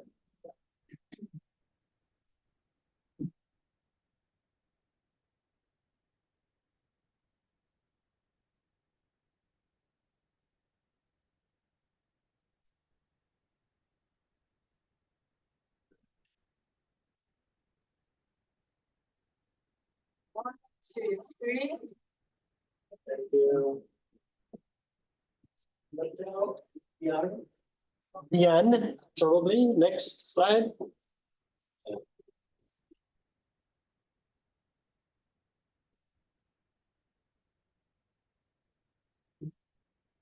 And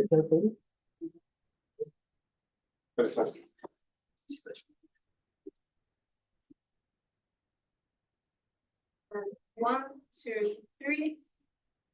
Thank you. Thank you. Mercy, Robert Rubin. After that is Miriam Dow, and then Priscilla. And then. Where's Mercy? Can we have the next slide? Yeah, I guess you can't see because you're. Just put it. Yeah, it's okay, just continue over here. Next. Mercy's from Tanzania, supply chain manager, management, is it management development for health? Yeah. 1, 2, 3. Thank you. Nguyen Dow. Can wait for the other. No problem. We have Priscilla Ajay. She should definitely go into public speaking. Next is Sintish and then Wango. Yeah.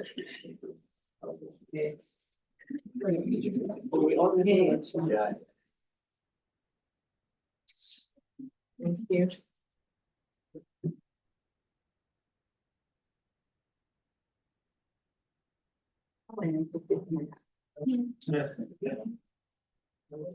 Very thankful.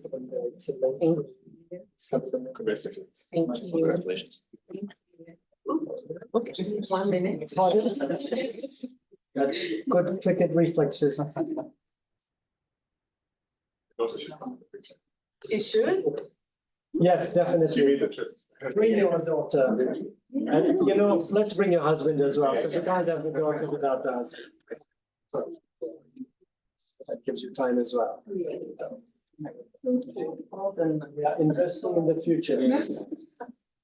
Yeah, come in the middle with your wife. Nice, sweetie. You're gonna learn to speak like your mama? She wants a certificate. 1, 1, 2, 3. Thank you so much. Congratulations.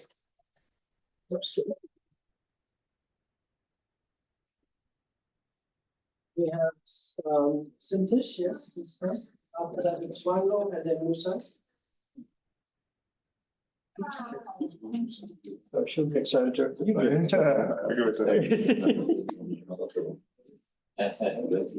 Congratulations, no certificate from me. Thank you. From your boss.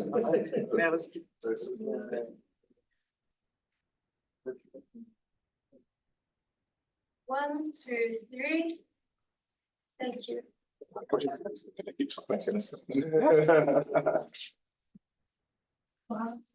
Wango, he was our ambassador in Cameroon and now he's in Benin, so he will be our ambassador there. He's been one of our supporters, our students, our champions. Thank you, Wango. It's appreciated.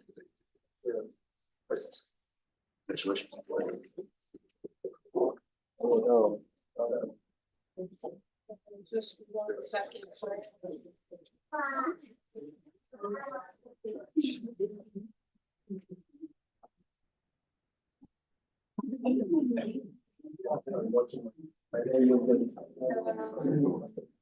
One, two, three.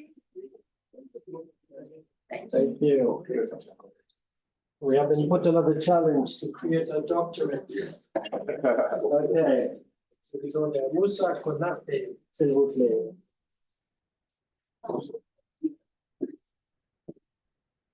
Guinea Pharmaceutical Logistics.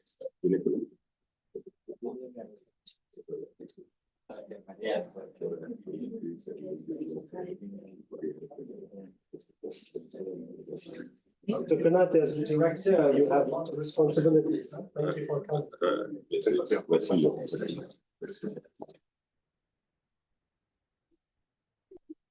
1, 2, 3. Thank you.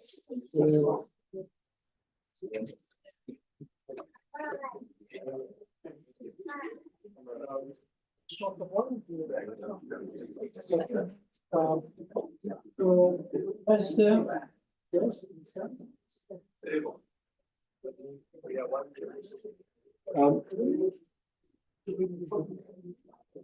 We have one really short. Congratulations.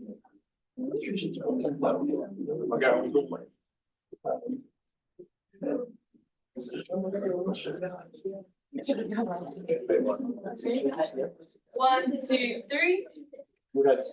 Thank you. Thank you. And the final one in present and person here, you and down, please come.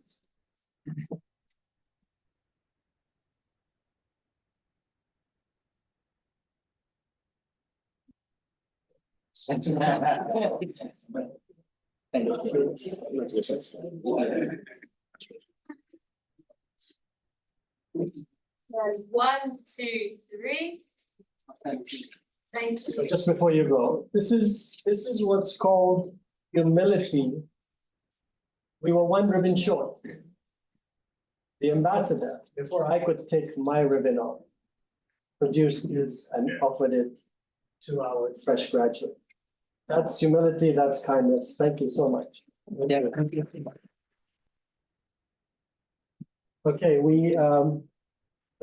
Marasi has to leave now, but we will continue with the online graduation. Marasi, thank you very much. I appreciate it. Can I have one photo? Yes, Oh, please. with your wife? Yes.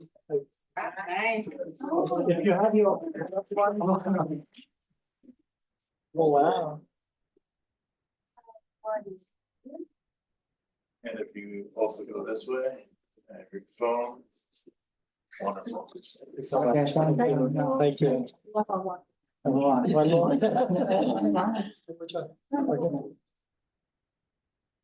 more. Excellency. Thank you. Thank you. Thank you. All right. Thank you again.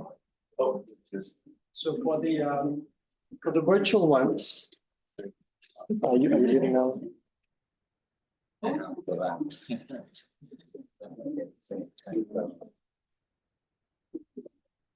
the first one, you keep that down?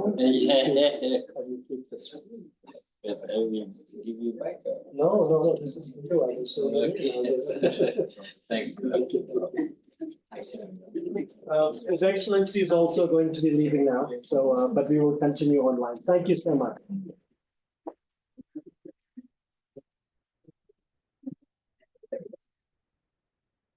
If I could please ask you to take your seats again as we continue.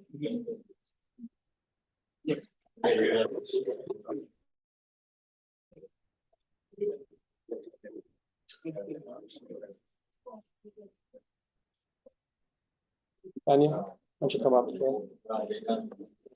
So what we'll do is we're just continuing. Do I need to turn around, or it's okay? They can see me both sides. Yeah, that's fine. I guess that's the one that's facing out, right? So why don't you come a bit closer to me? But for me to read out the names, I have to look this way. That's fine. Okay.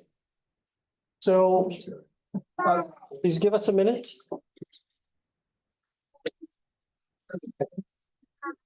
Everyone, could I please ask you to take your seats again so we can continue with the online graduates as well?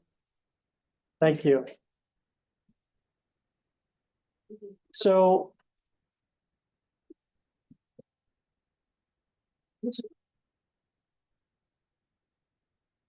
team, can you hear me online? Is it okay? Because now we are focused on online graduates. Yes, we can hear you. Yes, we can hear you. Yes, we can hear you. Wonderful. So can you, more importantly, can you see the slide of the people that are graduating from Angola, Benin, Cameroon, Cote d'Ivoire, Eswatini, Fiji, France, and Gambia? Sure. Yes. Can you see that screen? Can you spotlight that screen, please? This one is. Yeah. That is spotlighted? Yeah, Excellent. Wonderful. So from Angola, you probably have better pronunciation since you speak all languages. So Daniel Nazarov is our coordinator for UNITAR. So as the manager over here for this program, Daniel, and he speaks 6 languages, by the way. Okay, maybe 5, but lots of languages. Daniel, why don't you sit over here? They can see it properly as well. Sorry to block your view a little bit. From Angola, we congratulate Fernando Sebastião Wasuka for completing the program. From Benin, Ahuanse Gerard Migbena. From Cameroon, we congratulate Akwo Basil Sunday Nekang, Angeline Roland Asomo Da, Edia Marceline Noal, Jean de Dieu Anubisi, Malep Mayama Bikek Barnabas, Thierry Césaire Kinmogne Simo, Zebazit Safio Epsit Safak Tedem, Zoa Abraham Luther.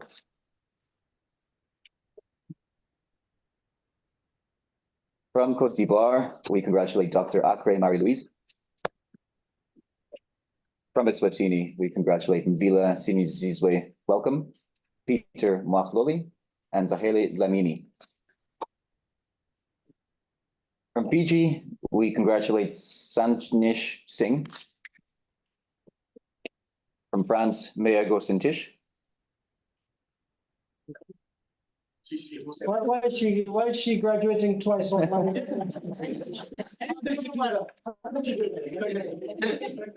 I'm from Gambia, Aliou Wari and Karamo Jarla.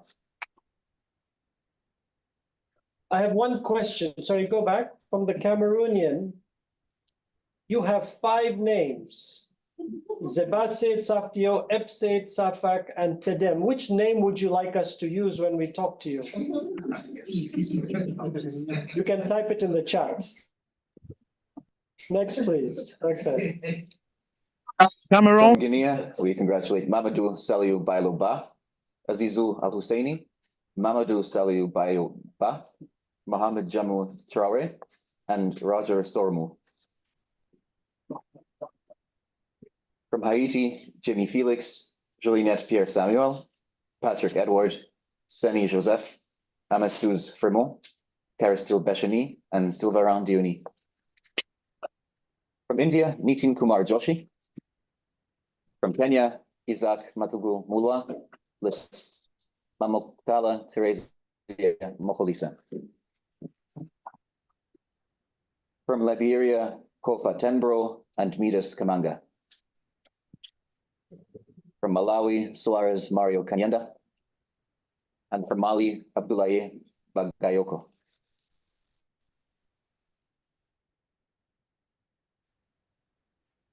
From Myanmar, I think he's here, Aung Su Tun. Yeah? Yes, we are here. From Niger, Abdul Sangare, Mahamana Andi Ibrahim, and Nuhu Ali Abdul Wahidu. From the Philippines, Javadorj Fanchinsuran. From the Democratic Republic of Congo, Bruce Mbamu Miezi, Jean-Claude Zawadi Kasinde, Kabangu Wa Kabungu Rafael, Kasirika Mathe Luizon, Lori Ines Oseti, Makitu Mvuana, Mbui Ilunga Billy, Wala Godfra, Mugaruka Kisali Johnson, Mulumbia Lubilanji Faustin, and Sylvie Fura. Jean-Paul K. and Shimi Yimana Emmanuel. Senegal, Wali Koli Diouf.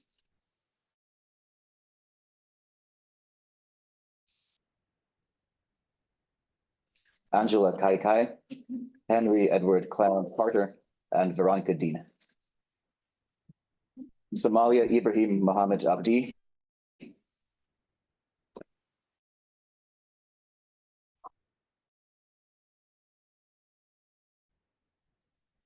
Masan and Kachanga Abire. From Uganda, Amono Immaculate and Lubangakene Derek. From the United Kingdom, Siliwe Promise Chongwe.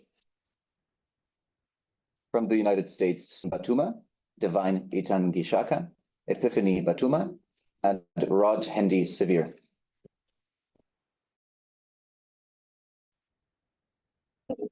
From Zimbabwe, Tanya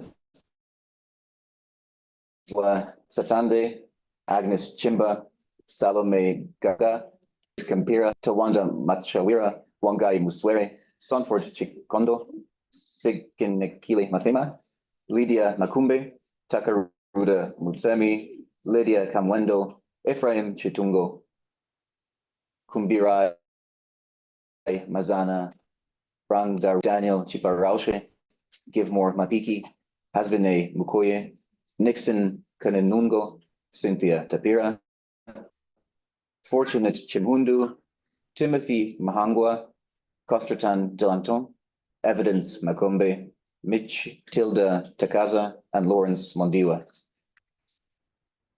We have more Zimbabwe. There's more. So all Zimbabwe, all funded by the Global Fund.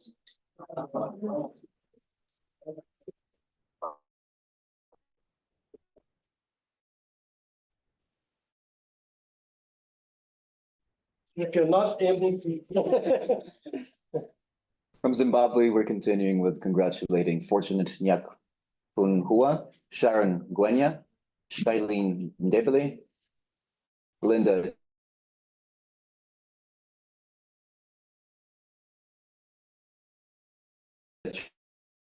Kikwete, Pride Ape, Joyita Makanza, Juliet Kumirai, Tongai Huaru, Kutsai Leona Kau, Gerald Yamatumba, Agnes Jewry Bango, Kathia Deten Chakuka, Doro, Collins Tanaka Sakubani, Rhoda Shamizo Mudari, Comfort Gutu, Rotundo Edith Chirindo, and Safi Barry.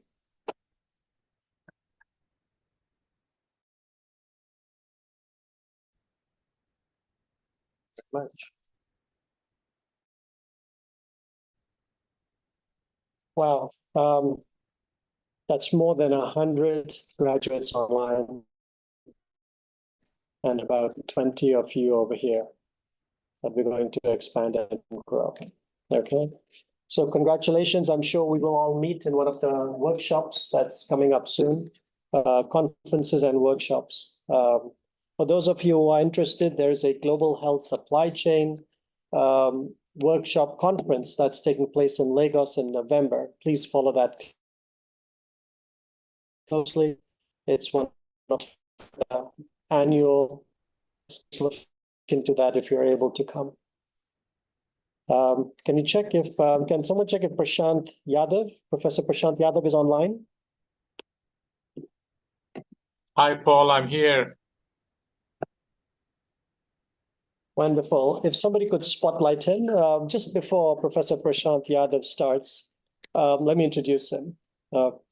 Prashant is, as we say, hardcore supply chain, and he's a faculty member at various universities. When I first met him, he was at MIT.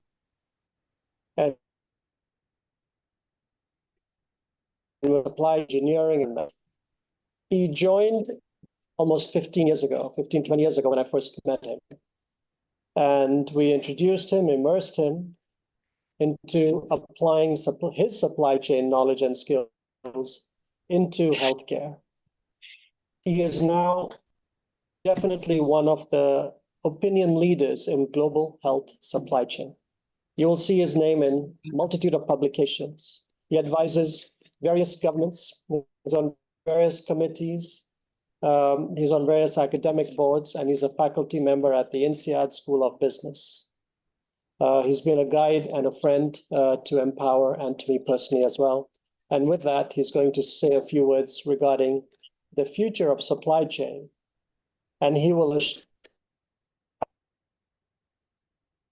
I can assure you that you will feel. So with that, Prashant, I give you the floor. Thank you. We might have lost. Hello, everyone, and give congratulations to all of the graduates. Looking at the names and countries makes it very clear how global the profession of supply chain management is. It is sometimes hard to separate global from supply chain. And Paul Lalvani, Professor Lalvani, who's been a friend and collaborator on multiple things, initiatives, projects in the past, mentioned about the start of my career in global health supply chains when I was someone who was largely focused on supply chains in disease agnostic and product agnostic settings. And one of the key drivers for that was the ability of supply chains to impact people's lives. All of you who are graduating now have both a responsibility and an opportunity in front of you. The responsibility is that supply chain management within global health has traditionally always been thought of as a function, which is what happens when the truck, the warehouse, the people who put things out of carton boxes, and those who enter things into the LMIS system do. And it has not been seen as the profession that is a core imperative to keeping a program running. When I say program, I'm talking about a primary healthcare program, a disease-specific program, and so on. So you have all inherited a responsibility that you will become the champions and ambassadors to show your colleagues in different departments, divisions, agencies, countries, and geographies that supply chain management is a profession that is directly impacting the quality of healthcare. It is directly impacting how many lives can be saved through healthcare programs, and it is improving patient and provider satisfaction with the healthcare system, right? And these are no easy tasks by any means, but I'm sure with your commitment, passion, you have embarked on this journey. The opportunity in front of you is that I'll use an example. Many years ago, I was involved in the design and running of a large-scale randomized control trial in Zambia to understand what would happen if we designed the supply chain for essential medicines using a scientific and state-of-the-art supply chain approaches that we know from the field of supply chain management. And the benefits of doing something as a randomized control trial is that you can trace the impact very precisely and objectively. And what we can find is not only does it reduce stockouts, but we can then translate the reduction in stockouts into lives saved, not just as a hearsay, not just by some crude estimation, but by rigorous methods. And what we find is a simple supply chain intervention in a country saves thousands of under 5 lives in less than a year. Now, if you went to medical school and trained as a pediatrician, you ask yourself the question, in my career as a pediatrician, how many children's lives will I save where you can attribute it to your intervention? The numbers come close to what supply chain management and effective design of supply chain management interventions can do in a year's time. So you have an opportunity to create impact at a scale which may be bigger than any other component of the health system. This is not to undermine the role of healthcare providers, of MDs, of pediatricians, and other types of specialty providers who are critical. But this is only to highlight that you have an opportunity to do something as impactful, and that should be your conversation at the dinner table with your friends, with your family, with others in your network, to say, here is what you're doing, here is what you're building. So that's my preface to start this. The opportunity in front of you is also because of the shaping of the profession of supply chain management, both more generally and more specifically for healthcare. The first key thing I want to remind you and highlight to you is, as a supply chain professional, you cannot become agnostic to the products that you are supplying. If you think of everything as a widget, if you think everything as a box of medicine, then you are no different than a logistician whose job is to move product from A to B. Your ability to be contributing effectively comes from having a T-shaped knowledge, which is becoming very in-depth about the products you are delivering. They cannot be a widget. You have to know your product. You have to know deeply what it achieves, what its outcomes are, what its potential adverse events can be, what is the standard treatment protocol under which it is to be administered. All of those things are what a good supply chain management professional needs to be aware of. So that's the first thing, which is the knowledge of supply chain management needs to be T-shaped. You need to know your profession deeply, but you also need to know enough depth about the products that you're delivering. Technology is now reaching a stage and scale where in many countries around the world, you can get 10-minute delivery of many consumer products and grocery items. There are many companies which can deliver whatever you need in a single unit in less than 10 or 15 minutes. That's largely the combination of technology and human ingenuity. I'm not saying we will start delivering medicines to people in less than 10 minutes, but you cannot be oblivious to the expectations that society has from supply chain management today. As more and more people become used to the idea that they can order something quickly on their phone and get it within 10 minutes, 15 minutes, at least a few hours, the same expectations will start applying to the field of global health supply chains. And you cannot shy away from those societal expectations. Patients will ask their providers, providers will ask you as the supply chain management specialist, government leaders will ask you as supply chain management specialist. And you have to start getting ready for it. And you have to keep a constant eye looking out to what else is happening outside of global health supply chains, not just the programs run within the ministries of health, but if there is a clever company in your country which is doing something interesting, ingenious, using technology, you have to be the champion of understanding how it applies to your field, to your program, to your ministry, to your district. But that opportunity, once again, of technology is immense. The last thing I want to mention is the global architecture for how healthcare is provided, funded, financed, governed is changing very, very rapidly and for all the right reasons.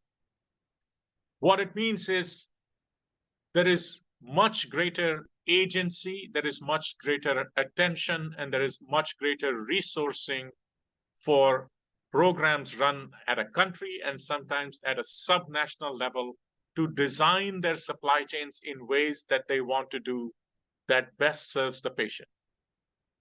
A district manager who says, for the catchment population of my district, I think this is the best supply chain model, in the past would get some pushback as to, no, but that's not our standard operating procedure.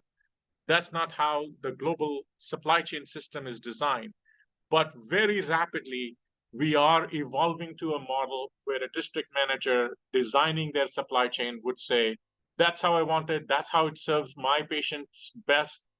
And we have to give them the degrees of freedom and the agency to design it that way. You all might be some of those who are designing your supply chains differently. Be bold and courageous and design it, because the global architecture is bound to accept those new, ingenious, clever, and innovative models. Do not be hesitant or do not get overburdened by rules and principles that say this is how the supply chain should work. Look for yourselves what's the best way. Bring it to whosoever is involved in resourcing and financing it. And if you encounter challenges in that, this community of people who's graduating with you and all of us who are faculty or are affiliated with Empower will be your supportive champions in that, in making sure that that voice of the right supply chain design is heard, is given attention to, and is resourced appropriately. The very last thing I want to mention is a profession and a professional cadre in supply chain management is a relatively new concept, because the field itself in the bigger scheme of things is new. The profession of training people in supply chain management, leave alone pharmaceutical or global health supply chain management itself started about 30 years ago. Before that, people from varying disciplines, business, economics, commerce, very, very many other areas would come and play the role of being a supply chain professional. As a result of being a nascent profession, the level of solidarity amongst supply chain professionals is not as high as it is amongst other professional communities. And it's building. So the next wave of those of you who graduate will be the ones who will truly be at a time when our professional solidarity is starting to peak, is starting to go up almost at an exponential level. Make use of that, contribute to that, champion that, and that's what we will all benefit from collectively. Once again, congratulations from my side. Stay in touch. Anything that I can do.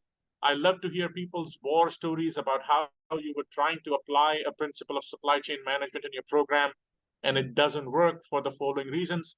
That's what advances science. That's what makes people like me to learn why some of the concepts that we may have taught are well accepted, are almost like principles of physics, but they don't apply. Then we refine them, we change the theory, we experiment again. So keep bringing back your war stories to us in whatever forms you can. Thank you once again. Over to you, Professor Lalwani.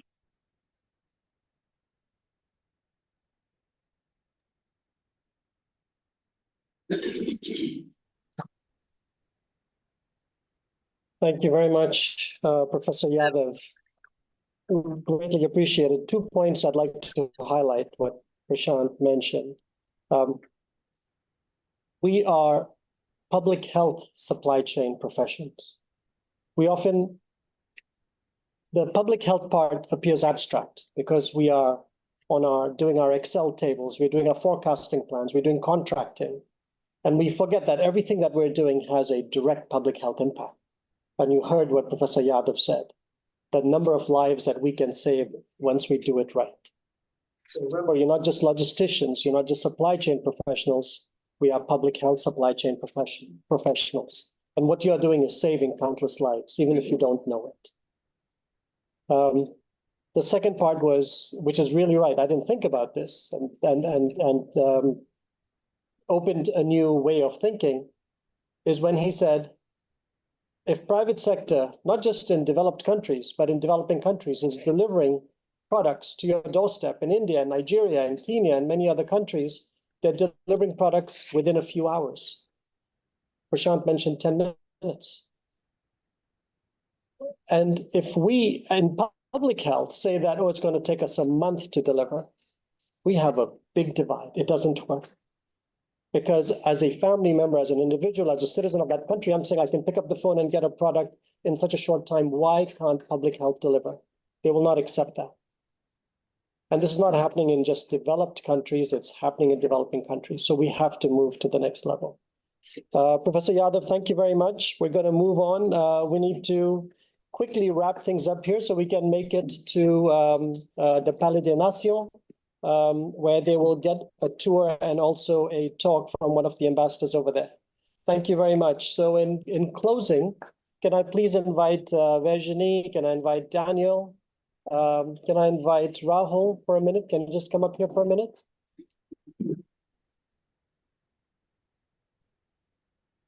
I want to take a moment to, first of all, thank the individuals here and thank the team in Africa. You can't see them. We have our Empower UNITAR team in East and West Africa. Have been working really hard. Our Swiss team, there's several people who are not here. Stephen, up here, please. I almost thought you were one of the graduates. You were sitting so comfortably. And the India team, remember there's a few hours time difference. We kept them up all night to make sure that we get it right. And India team, thank you very much. It has been amazing.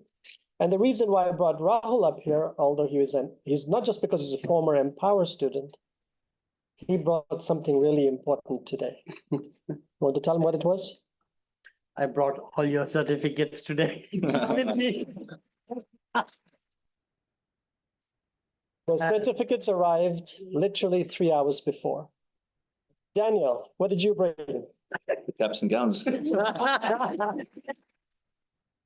He saved the day at the last, but he kept us more tense because not until you're about to walk up for your graduation will I bring you the gowns. Yes. And Virginie, of course, launched us in the bilingual approach, and she's based here in Geneva. Any of you ever visiting here, please let us know. She's an incredible supporter of Empower, and she's our head of partnerships. And she's going to be at the WHO Afro meeting that's taking place in Congo Brazzaville next week as well. Virginie, thank you so much. No problem. Let's. Once again, and Stephen, who's again toiled late till yesterday, working closely to organize everything from room design to this design to everything else. Stephen, thank you so much. Team. All right, so we're going to see the results. If we got it right, if we can, she has to make us look better than we did already. Okay, than we do now.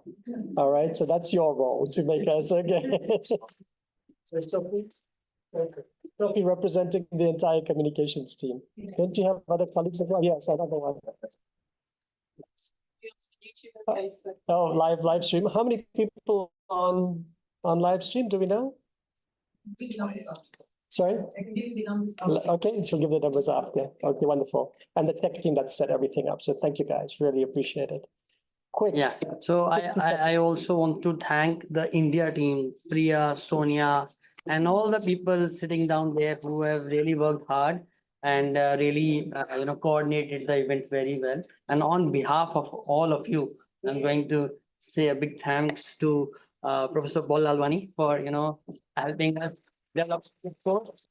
And like to say in the end that when I was working in Empire School of Health and I came to know about this course, so I really had this questions in my mind of why global supply chain management is that much required. Being a pharmacist, but there was no awareness of this course in India too. So I attempted it and I cleared it, and finally I'm applied in my career. So thank you so much, everyone. Can we just have a photo with the spoon, right? And then Daniel, you want to just give us the logistics? Yes. So can you put the lady in the middle? You're with four of us, okay? There was 2, 3. Thank you. Thank you so much. Logistics, do you want to quickly mention the logistics? We will now be going to the headquarters of the United Nations in Geneva, the original headquarters of the League of Nations, actually, the organization that preceded the UN, built in 1924. So it's a very historical building that recently celebrated its 100 years. We'll be very glad to bring you to the flags, which you've probably seen from outside. 195 flags representing 193 member states of the UN and the 2 observer states. Stephen will be your guide, who's going to show you not just the building, but also the Human Rights Council room, if it's open, and also show you around the more.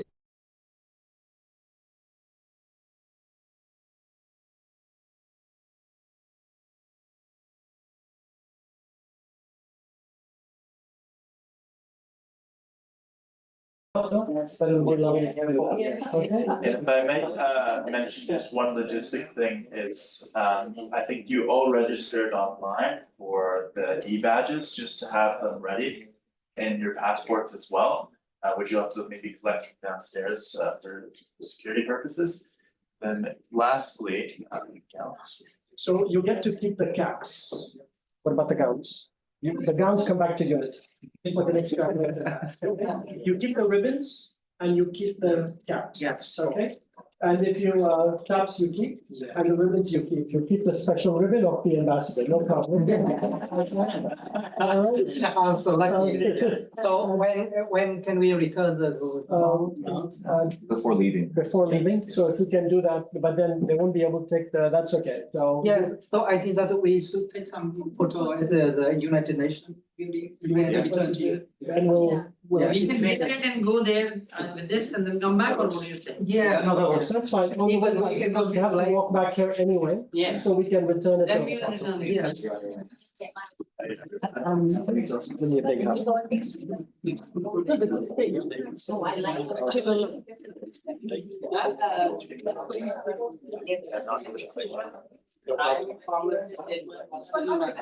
Thank you, everybody. Have a beautiful day and a beautiful year ahead.